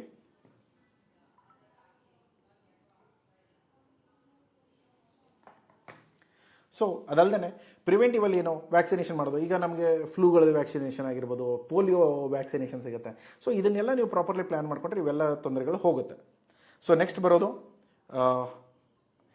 ಪೊಲಿಟಿಕಲ್ ರಿಸ್ಕ್ ಬರುತ್ತೆ. ಒಬ್ವಿಯಸ್ಲಿ ಪ್ರಾಡಕ್ಟ್ನ ಬ್ಯಾನ್ ಮಾಡ್ಬೋದು, ಕ್ವಾಲಿಟಿ ಇಶ್ಯೂಸ್ ಬರುತ್ತೆ. ಆಮೇಲೆ ಮೇಜರ್ ಆಗಿ ಯಾವುದೇ ಒಂದು ದೇಶದಿಂದ ಒಂದು ಕಂಟೈನರ್ಗಳಲ್ಲಿ ಏನೋ ಗಡಬಡಿ ಆಗಿತ್ತು ಅಂದರೆ ಅದು ಎಲ್ಲ ಕಂಟೈನರ್ಗಳನ್ನು ಕೂಡ ಸ್ಟಾಪ್ ಮಾಡಿ ಸ್ಕ್ರೂಟಿನಿ ಸ್ಟಾರ್ಟ್ ಮಾಡ್ತಾರೆ, ಆಡಿಟ್ ಸ್ಟಾರ್ಟ್ ಮಾಡ್ತಾರೆ. ಅವಾಗ ಏನಾದರೂ ನಿಮ್ಮ ಪ್ರಾಡಕ್ಟ್ಗಳು ಪ್ರಾಪರಾಗಿ ನೀವು ಮ್ಯಾನೇಜ್ ಮಾಡಿಲ್ಲ ಅಂದರೆ ಆ ತೊಂದರೆಗಳು ಬರೋ ಚಾನ್ಸಸ್ ಇದೆ. ಸೊ ಇದನ್ನು ನೀವು ಹೇಗೆ ಕಡಿಮೆ ಮಾಡೋದು? ಮಲ್ಟಿಪಲ್ ಮಾರ್ಕೆಟ್ ಇದೆ. ಇಲ್ಲಿ ಕಂಟೈನರ್ ರಿಜೆಕ್ಟ್ ಆದರೆ ಇನ್ನೊಂದು ಕಡೆ ಕಳ್ಸೋಕ್ಕೆ ನನ್ನ ಹತ್ರ ಆಲ್ರೆಡಿ ಮೆಟೀರಿಯಲ್ ರೆಡಿ ಇರುತ್ತೆ. ಅದಾದ ಮೇಲೆ ಫೋರ್ಸ್ ಮೆಷರ್ಸ್ ಏನಿದೆ ಅಥವಾ ಅಪೆಡದಿಂದ ಏನೇನು ಅಪ್ಡೇಟ್ಸ್ಗಳು ಬರ್ತಾ ಇದೆ ಅದನ್ನೆಲ್ಲ ನೀವು ಸ್ವಲ್ಪ ಕಣ್ಣು ಇಟ್ಕೊಂಡು ಮ್ಯಾನೇಜ್ ಮಾಡಿದರೆ ಸಾಕಾಗುತ್ತೆ. ನೆಕ್ಸ್ಟ್ ಬರೋ ವಿಷಯ ಏನಂತಂದರೆ ಪ್ರೈಸಸ್. ತುಂಬ ಕಾಂಪಿಟೇಟಿವ್ ಪ್ರೈಸಸ್ ಇದೆ. ಪ್ರೈಸಸ್ ಸ್ವಲ್ಪ ಹೆಚ್ಚು ಕಡಿಮೆ ಆಗೋ ಚಾನ್ಸಸ್ ಇರುತ್ತೆ. ಮಾರ್ಕೆಟ್ ಯಾವಾಗಲೂ ಸ್ಟೇಬಲ್ ಇರಲ್ಲ. ಬಟ್ ಏನಂದರೆ ನೀವು ಬಿಫೋರ್ ಪ್ಲಾನಿಂಗ್ ಮಾಡಿಕೊಂಡ್ರೆ ಒಳ್ಳೆ ಪ್ರೈಸಸಲ್ಲಿ ಮಾಡ್ಬೋದು. ನಮಗೆ ಮೇನ್ ಕಾಂಪಿಟೇಷನ್ ಬರೋದು ಆಸ್ಟ್ರೇಲಿಯಾ ಮತ್ತು ನ್ಯೂಜಿಲೆಂಡಿಂದ. ಸೊ ಅದನ್ನು ನೋಡಿ. ಸೊ ಬೇರೆ ಮೀಟ್ಗಳನ್ನ ಹೇಗೆ ಕಳಿಸ್ತೀರಾ, ಯಾವ ಥರ ಪ್ಲ್ಯಾನ್ಗಳನ್ನ ಮಾಡ್ಕೊಳ್ತೀರಾ. ಹಲಾಲ್ ಸರ್ಟಿಫಿಕೇಷನ್ ತುಂಬ ಯೂನಿಕ್ ಆಗಿ ಮಾಡ್ಬೋದು. ಅದರ ಮೇಲೆ ರಿಸ್ಕ್ ಬರೋದು ನಿಮ್ಮ ಕಂಟೈನರ್ಗಳು ಫೇಲ್ ಆಗ್ಬೋದು. ನಿಮ್ಮ ಕಂಟೈನರ್ಗಳು ಏನು ಇಟ್ಕೊಳ್ತೀರಾ ಅದು ಏನಾದರೂ ಕೆಟ್ಟೋಯ್ತು ಅಂದರೆ ಅದಕ್ಕೆ ಕಷ್ಟ ಇದೆ. ನೆಕ್ಸ್ಟ್ ಇರೋದು ಬಾಯರ್ ಏನಾದರೂ ದುಡ್ಡು ಕೊಡದೆ ಹೋದರೆ. ನಾರ್ಮಲಿ ಇಲ್ಲಿ ಕ್ರೆಡಿಟ್ ಯಾವುದೋ ಸಿಚುವೇಷನ್ಸ್ ಇಲ್ಲ. ಆದರೂ ಕೂಡ ಒಂದು ವೇಳೆ ಬಂತು ಅಂದರೆ L C terms, ECGC cover ಇರ್ಬೋದು, ಕ್ರೆಡಿಟ್ ಇರ್ಬೋದು, ಅಥವಾ ನಿಮ್ಮ ಪ್ರೈಸ್ ಕರೆನ್ಸಿ ಫ್ಲಕ್ಚುಯೇಷನ್ ಇದೆ, ಹೆಜ್ಜಿಂಗ್ ಮಾಡ್ಕೊಳ್ಬೋದು. ಸೊ ಇದೆಲ್ಲವನ್ನು ನೀವು ನೋಡ್ಕೊಳ್ಳಿ. ನೆಕ್ಸ್ಟ್ ಇರೋದು ಮ್ಯಾನ್ ಪವರ್ ಚಾಲೆಂಜಸ್ ಏನಿದೆ, ಸ್ಕಿಲ್ಸು. ಇವಾಗ ತುಂಬ ಜನ ಕೈ ಕಟ್ ಮಾಡ್ಕೊಳ್ಳೋರು, ಕಾಲು ಕಟ್ ಮಾಡ್ಕೊಳ್ಳೋರು. ಪ್ರಾಣಿ ಕಟ್ ಮಾಡಿ ಅಂದರೆ ಇವರು ತಾವೇ ಕಟ್ ಮಾಡ್ಕೊಳ್ತಾರೆ. ಆ ಥರದ ಸಿಚುವೇಶನ್ ಬರುತ್ತೆ. ಅದನ್ನು ಕೂಡ ಸ್ವಲ್ಪ ನೋಡ್ಕೊಳ್ಳಿ. Documentation error. ಇವತ್ತಿನ ಟೈಮಲ್ಲಿ ಪ್ಯಾಥೋಸ್ಯಾನಿಟರಿ ಸರ್ಟಿಫಿಕೇಟ್ ಕೂಡ ನಾವು ಸರಿಯಾಗಿ ಮಾಡಿ ಕೊಡದಿದ್ದಕ್ಕೆ US ನಮ್ಮ ಮೆಟೀರಿಯಲ್ಗಳನ್ನ ರಿಜೆಕ್ಟ್ ಮಾಡಿದ್ದಾರೆ. ಸೊ ಅದೆಲ್ಲ ಹೇಗೆ ತಪ್ಪಾಗುತ್ತೆ ಅನ್ನೋದೇ ನನಗೆ ಗೊತ್ತಾಗಲ್ಲ ಕೆಲವೊಂದು ಸಾರಿ. ಅದನ್ನು ಕೂಡ ಕರೆಕ್ಟಾಗಿ ನೋಡ್ಕೊಳ್ಳಿ. ಡಾಕ್ಯುಮೆಂಟೇಷನ್ ಎರರ್ ಆಗದೇ ಇರೋಂಗೆ ನೋಡ್ಕೊಳ್ಳಿ. HSN ಕೋಡ್ ಇರ್ಬೋದು, ಹಲಾಲ್ ಸರ್ಟಿಫಿಕೇಟ್ ಇರ್ಬೋದು, ಡಾಕ್ಯುಮೆಂಟ್ ರೆಕಾರ್ಡ್ ಇಲ್ಲದೆ ಇರ್ಬೋದು. ಇವೆಲ್ಲವೂ ಕೂಡ ಶಿಪ್ಮೆಂಟ್ ರಿಜೆಕ್ಷನ್ ಆಗೋ ಚಾನ್ಸಸ್ ಇರುತ್ತೆ. ಸೊ ಅದನ್ನು ನೀವು ಸ್ವಲ್ಪ ನೋಡಿ. ಅದರ ಮೇಲೆ ಇರೋದು CHA ನಿಮ್ಮ ಓವರ್ಸೀಸ್ ಇರೋ CHAಗಳು ಎಷ್ಟು ಚೆನ್ನಾಗಿ ಕೆಲಸ ಮಾಡ್ತಾರೆ ಅದ್ರ ಮೇಲೆ ಡಿಪೆಂಡ್ ಆಗುತ್ತೆ. ಕ್ಲೈಮೇಟ್ ಮತ್ತು ಫೀಡ್ ರಿಸ್ಕ್ ಏನಿದೆ, ಈ ತುಂಬ ಬಿಸಿಲು, ತುಂಬ ಥಂಡಿ, ಇವೆಲ್ಲ ಪ್ರಾಣಿಗಳಿಗೂ ಎಫೆಕ್ಟ್ ಆಗುತ್ತೆ. ಅದಕ್ಕೂ ಜ್ವರ ಬರುತ್ತೆ, ಕೆಮ್ಮು ಬರುತ್ತೆ, ಅದಕ್ಕೊಂದು ಏನೋ ಥರದ ರೋಗಗಳು ಬರುತ್ತೆ. ಅದನ್ನೆಲ್ಲ ನೋಡ್ಕೊಳ್ಳಿ. ಅದಾದಮೇಲೆ ಕಾಂಪಿಟೇಟಿವ್ ಎಡ್ಜಲ್ಲಿ ಇವತ್ತಿನ ಟೈಮಲ್ಲಿ ಆಸ್ಟ್ರೇಲಿಯಾ ಮತ್ತು ನ್ಯೂಜಿಲೆಂಡ್ ಏನು ಕಾಂಪಿಟೇಷನ್ ಇದೆ ಅದನ್ನು ಕೂಡ ಚೆಕ್ ಮಾಡ್ಕೊಳ್ಳಿ. ಅದಲ್ಲದೆ ನೀವು ಮೇನಾಗಿ ಕಸ್ಟಮರ್ ಫೀಡ್ಬ್ಯಾಕ್ಸ್ಗಳಿಗೇನಿದೆ ಅದನ್ನು ಅಡ್ರೆಸ್ ಮಾಡಿ. ಸೊ ಇವತ್ತಿನ ಟೈಮಲ್ಲಿ ಬೇರೆ ಎಲ್ಲ ಏನೆಲ್ಲ ನೀವು ಮಾಡ್ಬೋದು. ಇವತ್ತಿನ ಟೈಮಲ್ಲಿ ಬೇರೆ ಪ್ರಾಡಕ್ಟ್ಗಳನ್ನ ಸಪ್ರೇಟ್ ಆರ್ಗನ್ಸ್ ಏನಿದೆ, ಪ್ರಾಣಿಗಳ ಆರ್ಗನ್ಸ್ ಏನಿದೆ ಅದನ್ನು ಸಪ್ರೇಟಾಗಿ ನೀವು ಎಕ್ಸ್ಪೋರ್ಟ್ ಮಾಡ್ಬೋದು. ಅದರ ಜೊತೆಗೆ ಫ್ಯಾಟ್ಗಳನ್ನ ಸಪ್ರೇಟಾಗಿ ಇದನ್ನು ಮಾಡ್ಬೋದು. ಬೋನ್ಸ್ ಆಗಿರ್ಬೋದು, ಕಟ್ಸ್ ಆಗಿರ್ಬೋದು, ಈವನ್ ಬ್ಲಡ್ ಕೂಡ ಇವತ್ತಿನ ಟೈಮಲ್ಲಿ ಡಿಮಾಂಡ್ ಇದೆ. ಅದನ್ನು ಕೂಡ ಮುಂಚೆಲ್ಲ ವೇಸ್ಟ್ ಆಗ್ತಾಯಿತ್ತು, ಇವತ್ತಿನ ಟೈಮಲ್ಲಿ ಅದನ್ನು ಪ್ರೊಸೆಸ್ ಮಾಡಿ ಪ್ಯಾಕ್ ಮಾಡಿ ಕಳಿಸ್ತಾ ಇದ್ದಾರೆ. ಅದನ್ನು ಕೂಡ ನೋಡಿ. ಡೈರಿ ಪ್ರಾಡಕ್ಟ್ಸ್ಗಳಲ್ಲಿ ಡೈವರ್ಸಿಫೈ ಮಾಡ್ಬೋದು. ಯಾಕಂದರೆ ಕುರಿಗಳೆಲ್ಲ ನೀವು ಸಾಕಿದ ಮೇಲೆ ಆ ಹಾಲುಗಳು ಬರುತ್ತೆ, ಅದನ್ನು ಕೂಡ ನೀವು ನೋಡಿ ಅದರದ್ದೇನಾದರೂ ಮಾಡೋಕ್ಕಾಗತ್ತಾ ಅಂತ. ಸೊ ಅದರಲ್ಲಿ ಕೂಡ ಚೀಸ್ ಮಾಡ್ಬೋದು, ಅದರ ಸೋಪ್ಗಳಿದೆ, ಗೀ ಇದೆ. ಇದೆಲ್ಲ ಲಾಂಗ್ ಟರ್ಮ್ ಎಕ್ಸ್ಪ್ಯಾನ್ಷನ್ ಪ್ಲ್ಯಾನ್ಗಳು. ಇವತ್ತೇ ಕೈ ಹಾಕಕ್ಕೆ ಹೋಗಬೇಡಿ. ಯಾಕಂದರೆ ಮಾಡೋ ಕೆಲಸ ಕರೆಕ್ಟಾಗಿ ಮಾಡ್ಕೊಂಡು ಮೇಲೆ ಬೇರೆ ಯಾಕಂದ್ರೆ ಪ್ಲ್ಯಾನ್ ಮಾಡಿವಿ. ಆಮೇಲೆ ವೇಸ್ಟ್ ಬರುತ್ತೆ. ಪ್ರಾಣಿಗಳಿಂದೆಲ್ಲ ವೇಸ್ಟ್ ತೊಗೊಂಡು ನಾವು ಅದರದ್ದು ಮ್ಯಾನ್ಯೂರ್ ಮಾಡ್ಬೋದು, ಇಲ್ಲ ವರ್ಮಿ ಕಂಪೋಸ್ಟ್ ಮಾಡ್ಬೋದು. ಎರೆಹುಳಗಳನ್ನ ಬಿಟ್ಬಿಟ್ರೆ ನಾರ್ಮಲಿ ವರ್ಮಿ ಕಂಪೋಸ್ಟ್ ಆಗಿಬಿಡುತ್ತೆ. ಸೊ ಅದನ್ನು ನೋಡ್ಕೊಳ್ಳಿ. ರೀಟೇಲಲ್ಲಿ ಪ್ಯಾಕ್ ಮಾಡಿ ಕಳಿಸ್ಬೇಕಂದ್ರೆ vacuum sealing 1 to 2 kg packaging, bulk packaging ಅಲ್ಲ, ಚಿಕ್ಕ ಪ್ಯಾಕೇಜಿಂಗು. ಅದರಲ್ಲೂ ಕೂಡ QR ಕೋಡ್, ಪ್ರತಿಯೊಂದು ಚಿಕ್ಕ ಪ್ಯಾಕ್ ಮೇಲೆ ಕೂಡ QR ಕೋಡ್ ಹಾಕಿ ಕಳಿಸ್ಬಿಟ್ರೆ ಅವ್ರಿಗೆ 1 ಪೀಸ್ ಸಿಕ್ಕಿರಲಿ 2 ಪೀಸ್ ಸಿಕ್ಕಿರಲಿ, ಬಟ್ ಸ್ಟಿಲ್ ಅದರ ಟ್ರೇಸಬಿಲಿಟಿ ಅವ್ರಿಗೆ ಇರುತ್ತೆ. ಸೊ ಅದು ಕೂಡ ಇಂಪಾರ್ಟೆಂಟು. ಅದಾದಮೇಲೆ ಲೇಬಲ್ಸ್ ಇರ್ಬೋದು. ಆಮೇಲೆ ಟಾರ್ಗೆಟೆಡ್ ರೀಟೇಲ್ ಚೈನ್ಸ್ಗಳೇನಿದೆ ಅಲ್ಲಿ ಯಾವ್ಯಾವ ಥರದ್ದು ನಮ್ಮ ಲೋಕಲ್ ಇರೋದು, ಬ್ರ್ಯಾಂಡೆಡ್ ಇರೋದು, ನಮ್ಮ ಅವ್ರದ್ದೇ ಸ್ಟೋರ್ಸ್ಗಳಿರುತ್ತೆ. ಕೆನಡಾದಲ್ಲಂತೂ ಫುಲ್ ಪಂಜಾಬಿಗಳು ಕೂತ್ಕೊಂಡಿದ್ದಾರೆ. ಅಲ್ಲಿ ನೀವು ಯಾವ ಸ್ಟೋರಿಗೆ ಬೇಕಾದರೂ ನೀವು ನಮ್ಮವರೇ ಇರ್ತಾರೆ, ಕಳಿಸ್ಬೋದು. ಅಲ್ಲಿ ನೋಡಿ ಆ ಥರದ್ದು ಏನಾದ್ರು ಕ್ರಾಸ್ ಬ್ರ್ಯಾಂಡಿಂಗ್ ಮಾಡ್ಬೋದಾ. ಅದಲ್ಲದೆ ಬೇರೆ ಥರದ ಲೈವ್ ಆ್ಯನಿಮಲ್ಸ್ಗಳನ್ನ ಕಳಿಸುವಾಗ ಬೇಕಂದರೆ ಅದು ಕೂಡ ನೀವು, ಯಾಕಂದರೆ ಸ್ಟಾಕ್ ಹೆಚ್ಚಿಗೆ ಆಯಿತು, ಪ್ರೊಸೆಸ್ ಮಾಡೋಕ್ಕೆ ಟೈಮ್ ಆಗ್ತಾಯಿಲ್ಲ, ಲೈವ್ಗಳನ್ನೂ ಕೂಡ ನೀವು ಕಳಿಸೋವಂಥ ಚಾನ್ಸಸ್ ಇರುತ್ತೆ. So technological stability, zero wastage, green farming, ಇದೆಲ್ಲ ನೀವು ಮುಂದೆ ಹೋದಂಗೆ ಸ್ವಲ್ಪ ಬಿಸ್ನೆಸ್ಗಳನ್ನ ಬೆಳೆಸ್ಕೊಂಡು ಮಾಡ್ಕೊಂಡು ಹೋಗ್ಬೋದು. ಸೊ ಜೊತೆಗೆ ಕಸ್ಟಮ್ ರೆಗ್ಯುಲೇಷನ್ಸ್ ಏನಿದೆ, ಮ್ಯಾನೇಜ್ಮೆಂಟ್ ಏನಿದೆ, ಲಾಂಗ್ ಟರ್ಮ್ ಸ್ಟ್ರಾಟಜೀಸ್ ಏನು ಅಪ್ಲೈ ಮಾಡ್ಬೋದು ಅದೆಲ್ಲವೂ ಇದೆ. ಇದನ್ನೆಲ್ಲ ನೀವು ನೋಡ್ಕೊಳ್ಳಿ. ಪ್ರಾಸ್ ಮಾಡಿದರೆ ನಿಮಗೆಲ್ಲ ವೀಡಿಯೋಸ್ಗಳು ಸಿಗುತ್ತೆ. ಇವಾಗ ಬಾಯರ್ ಸ್ಟ್ರಾಟಜೀಸ್ಗಳು, ಬಾಯರ್ನ ಹೇಗೆ ಮೇಂಟೈನ್ ಮಾಡ್ತೀರಾ, ರಿಲೇಷನ್ ಹೇಗೆ ಮೇಂಟೈನ್ ಮಾಡ್ತೀರಾ, ಎಲ್ಲೂ ಕೂಡ proper follow Appu, business communications, directly ಅವ್ರ ಜೊತೆ ಮಾತಾಡಿಕೊಂಡು ಏನೆಲ್ಲ ತೊಂದರೆಗಳಾಗ್ತಾ ಇದೆ, ಏನೆಲ್ಲ ನಾವು ಹ್ಯಾಂಡಲ್ ಮಾಡ್ಬೋದು, ಪ್ರಾಪರ್ ಸಿಸ್ಟಮಲ್ಲಿ ನೀವೆಲ್ಲ ಡೇಟಾಗಳನ್ನ ಸ್ಟೋರ್ ಮಾಡಿದರೆ. ಯಾಕೆಂದರೆ ಇಷ್ಟೆಲ್ಲ ಕೆಲಸ ನೀವು ಬರೀ ಮ್ಯಾನ್ಯುವಲಿ ಎಕ್ಸೆಲ್ ಶೀಟಲ್ಲಿ ಆಗುತ್ತೆ ಅಂದರೆ ಸುಳ್ಳು. ಅದಕ್ಕೆ ಪ್ರಾಪರ್ಲಿ ನೀವು ಮ್ಯಾನೇಜ್ ಮಾಡಬೇಕಾಗತ್ತೆ, ಅದನ್ನು ನೋಡ್ಕೊಳ್ಳಿ. ನೆಕ್ಸ್ಟ್ ಇರೋದು ಟ್ರೇಸಬಿಲಿಟಿ, ಟ್ರಾನ್ಸ್ಪರೆನ್ಸಿ. ಏನಾದರೂ ಗಲಾಟೆ ಆಯಿತು ಕರೆಕ್ಟಾಗಿ ಹೇಳಿ, ಏನಾಗಿದೆ, ಇದು ಇಶ್ಯೂ ಆಗಿದೆ, ಅದಕ್ಕೆ ನಾವು ಇದನ್ನು ಮಾಡೋಕ್ಕಾಗ್ತಾ ಇಲ್ಲ ಅಂತ. ದುಡ್ಡು ಬೇಕಾದರೆ ವಾಪಸ್ ಕೊಡಿ. ಆದರೆ ಯಾವುದೇ ಕಾರಣಕ್ಕೂ ತಪ್ಪು ಕೆಲಸ ಮಾಡೋಕ್ಕೆ ಹೋಗಬೇಡಿ. ಯಾವುದೇ ಥರದ ಇನ್ಫೆಕ್ಟೆಡ್ ಮೆಟೀರಿಯಲ್ಗಳನ್ನ ಕಳ್ಸೋಕೆ ಹೋಗಬೇಡಿ, ಯಾಕಂದರೆ ಬ್ಲ್ಯಾಕ್ ಲಿಸ್ಟ್ ಆಗಿಬಿಡ್ತೀರ. ಅದಾದಮೇಲೆ ಯಾವುದೇ ಥರದ ಬಿಸ್ನೆಸ್ಗಳು ಸಿಗೋಕ್ಕೆ ಸಾಧ್ಯನೇ ಇಲ್ಲ. ಇದೆಲ್ಲ ಬಾಯರ್ನ ಮೇಂಟೈನ್ ಮಾಡೋಕ್ಕೆ ತುಂಬ ಇಂಪಾರ್ಟೆಂಟು. ಇದರಲ್ಲಿ ಸ್ವಲ್ಪನೂ ಹೆಚ್ಚು ಕಡಿಮೆ ಮಾಡ್ಕೊಳ್ಳೋಕೆ ಹೋಗಬೇಡಿ. ನೆಕ್ಸ್ಟ್ ಇರೋದು growth and scale road map ಇದೆ. ಸೊ ನೋಡ್ಕೊಳ್ಳಿ, ನೀವು ಎಷ್ಟು ದೊಡ್ಡ ಪ್ಲಾಂಟ್ಗಳನ್ನ ಸ್ಟಾರ್ಟ್ ಮಾಡ್ಬೇಕು ಅಂದ್ಕೊಂಡಿದ್ದೀರಾ, ಯಾವಾಗ ನೀವು ಸ್ಟಾರ್ಟ್ ಮಾಡ್ಬೇಕು ಅಂದ್ಕೊಂಡಿದ್ದೀರಾ, ಎಷ್ಟು ದೊಡ್ಡ ಮಟ್ಟಕ್ಕೆ ಬೆಳೆಸ್ಬೇಕು ಅಂದ್ಕೊಂಡಿದ್ದೀರಾ, ಪ್ರತಿಯೊಂದರ ಮೇಲೂ ಡಿಪೆಂಡ್ ಆಗುತ್ತೆ. ಆಮೇಲೆ ಎಲ್ಲದಕ್ಕೂ ದುಡ್ಡು ಬೇಕಾಗುತ್ತೆ. ಇನಿಷಿಯಲಿ ಕ್ಯಾಪಿಟಲ್ ಬೇಕು, ಅದಾದಮೇಲೆ ಪ್ರಾಫಿಟ್ಗಳು ನೀವು ಜನರೇಟ್ ಮಾಡಬೇಕಾಗುತ್ತೆ. ಸೊ 10 ವರ್ಷಕ್ಕೆ, 1 ರಿಂದ 3 ವರ್ಷಕ್ಕೆ ಎಲ್ಲ GCC ಮಾರ್ಕೆಟ್ಗಳನ್ನ ಕವರ್ ಮಾಡ್ಕೊಳ್ಳಿ. ಒಂದು ತಿಂಗಳದ ಅಟ್ಲೀಸ್ಟ್ ತಿಂಗಳಿಗೆ ಒಂದೊಂದು ಕಂಟೈನರ್ ತೆಗಿಯೋಕ್ಕೆ ನೀವು ನೋಡಿದರೆ ತಿಂಗಳಿಗೆ ಒಂದು 20 ಲಕ್ಷ ಆಚೆ ಬರುತ್ತೆ. ಸೊ ದ್ಯಾಟ್ ಈಸ್ ಮಿನಿಮಮ್ ಬೇಕು ಅಷ್ಟು. ಅದಾದಮೇಲೆ ನೀವು 4 to 6 ಇಯರ್ಸಲ್ಲಿ ಏನು ಮಾಡ್ತೀರಾ, 7 to 10 ಇಯರ್ಸಲ್ಲಿ ಏನು ಮಾಡ್ತೀರಾ, ಈ ಪ್ರತಿಯೊಂದು ಸ್ಟ್ರಾಟಜೀಸ್ಗಳನ್ನ ನೀವು ಪ್ಲ್ಯಾನ್ ಮಾಡ್ಬೋದು. ಹೇಗೆ ನಿಮಗೆ ಬೇಕಾಗುತ್ತೆ, ಬೆಳಿಬೇಕು, ಅದನ್ನೆಲ್ಲ ನೋಡಿಕೊಂಡು ನೀವು ಪ್ಲ್ಯಾನ್ ಮಾಡ್ಕೊಳ್ಳಿ. ಇದೆಲ್ಲವೂ ಇದೆ, ಎಲ್ಲವನ್ನೂ ಮಾಡ್ಬೋದು. ಬಟ್ ಏನು, ಈಗ ನೀವು ಎಲ್ಲಿಂದ ಸ್ಟಾರ್ಟ್ ಮಾಡ್ತಿದ್ದೀರಾ, ನೀವು ಎಷ್ಟು ಬೇಗ ಸ್ಟಾರ್ಟ್ ಮಾಡ್ತೀರಾ, ಪ್ರತಿಯೊಂದು ಡೀಟೇಲ್ಸ್ ಇಲ್ಲಿದೆ. ಸೊ ವಿಡಿಯೋನ ಪಾಸ್ ಮಾಡಿ ಇದನ್ನು ಡೀಟೇಲ್ಸ್ಗಳನ್ನ ನೋಡ್ಕೊಳ್ಳಿ. ಅದಾದಮೇಲೆ ನೀವು ಮುಂದೆ ಕಂಟಿನ್ಯೂ ಮಾಡಿ. ಓಕೆ. ಸೊ ಈ ಡಾಕ್ಯುಮೆಂಟ್ ನಿಮ್ಗೆ ಏನಾದರೂ ಬೇಕಾಗಿತ್ತು ಅಥವಾ ನಾನು ಪರ್ಚೇಸ್ ಮಾಡಬೇಕು ಅಂತಂದರೆ ಇದು ಕೂಡ ಅವೈಲೇಬಲ್ ಇದೆ rohitdesai.in ಅಲ್ಲಿ. ಸೊ ಡಿಜಿಟಲ್ ಸೆಕ್ಷನ್ಗೆ ಹೋಗಿ, ಡಿಜಿಟಲ್ ಪ್ರಾಡಕ್ಟ್ ಸೆಕ್ಷನ್ಗೆ, ಅಲ್ಲಿ ನಿಮಗೆ ಈ ಪ್ರಾಡಕ್ಟ್ ಡೀಟೇಲ್ಸ್ ಸಿಕ್ಬಿಡುತ್ತೆ. ಸೊ ಇಲ್ಲಿ ಡಿಜಿಟಲ್ ಪ್ರಾಡಕ್ಟ್ ಮೇಲೆ ಕ್ಲಿಕ್ ಮಾಡಿ, ಇಲ್ಲಿ ನಿಮಗೆ ಡೀಟೇಲ್ಸ್ ಸಿಗುತ್ತೆ. ಪರ್ಚೇಸ್ ಮಾಡೋದಾದರೆ ಈ ಡಾಕ್ಯುಮೆಂಟ್ನ ಫುಲ್ ಪರ್ಚೇಸ್ ಮಾಡಿಕೊಂಡು ಅದನ್ನು ಓದ್ಕೊಂಡು ಅದರ ಅಕಾರ್ಡಿಂಗ್ಲಿ ಕೆಲಸ ಮಾಡಿ. ಅದಾದಮೇಲೆ ನಿಮ್ಮ ಕಂಟ್ರಿ ಸ್ಪೆಸಿಫಿಕ್ ರಿಪೋರ್ಟ್ಸ್ ಬೇಕಂದರೆ ಅದನ್ನು ಹೇಳ್ತೇವೆ, ಆವಾಗ ಅದನ್ನು ಪೇ ಮಾಡಿಕೊಂಡು ಅದನ್ನು ತೊಗೊಳ್ಬೋದು. ಓಕೆ. ಸೊ ಇದು ಅಲ್ಲದೆ ಇಲ್ಲಿ ಯಾವ್ಯಾವ ಕಟ್ ದುಬೈಯಲ್ಲಿ ಅಥವಾ ಗಲ್ಫಲ್ಲಿ ಹೋಗುತ್ತೆ ಇಲ್ಲಿ ನೋಡಿ, ಈ ಎಲ್ಲ ಕಟ್ಸ್ಗಳು ಅವೈಲೇಬಲ್ ಇದೆ ನಿಮಗೆ. ಓಕೆ. ಆಸ್ಟ್ರೇಲಿಯಾ ಮತ್ತು ನ್ಯೂಜಿಲ್ಯಾಂಡ್ ಕಟ್ಗಳು ಸ್ವಲ್ಪ ಹೆಚ್ಚಿಗೆ ಸಿಗುತ್ತೆ, ಇಂಡಿಯನ್ ಸ್ವಲ್ಪ ಕಡಿಮೆ ಇದೆ. ಬಟ್ ಆದರೂ ಕೂಡ ನೀವು ನೋಡ್ಕೊಳ್ಳಿ, ಇದೆಲ್ಲವನ್ನು ನಾವು ಇಲ್ಲಿಂದನೇ ಮಾಡ್ಬೋದು. ನಿಮ್ಮ ಹತ್ರ ಪ್ರಾಡಕ್ಟ್ಸ್ ಇದೆ ನೋಡಿ, ಇದನ್ನು ಕ್ಲಿಕ್ ಮಾಡಿದರೆ ನಿಮಗೆ ಅದರ ಯೂನಿಕ್ ಏನಿದೆ, ಅದರ ಡೀಟೇಲ್ಸ್ ಏನಿದೆ, ಹಲಾಲ್ ಸರ್ಟಿಫಿಕೇಟ್ ಇದೆ, 100% ಆಸ್ಟ್ರೇಲಿಯನ್ ಲ್ಯಾಮ್ ಇದೆ, ನೋ ಹಾರ್ಮೋನ್ಸ್ ಯಾವುದೇ ಥರದ ಇಂಜೆಕ್ಟ್ ಮಾಡಿಲ್ಲ, ಆ್ಯಂಟಿಬಯೋಟಿಕ್ ಫ್ರೀ ಇದೆ. ಸೊ ಇಷ್ಟೇ ನಿಮಗೆ ಬೇಕಾಗಿರೋದು. ಇಷ್ಟು ನೀವು ಮಾಡಿದರೆ ನಿಮಗೆಲ್ಲ ಬಿಸ್ನೆಸ್ ನಡೆದೋಗುತ್ತೆ. ಓಕೆ. ಸೊ ಈ ವಿಡಿಯೋ ಅರ್ಥ ಆಗಿದೆ ಅಂದ್ಕೊಳ್ತೇನೆ. ಇನ್ನೇನೇ ಡೌಟ್ಸ್ ಇದ್ದರೂ ಕೂಡ ಕಮೆಂಟ್ ಬಾಕ್ಸ್ ಯೂಸ್ ಮಾಡ್ಕೊಳ್ಳಿ. ಸಿಗೋಣ ಮುಂದಿನ ವಿಡಿಯೋದಲ್ಲಿ. Thank you so much. Take care. Bye.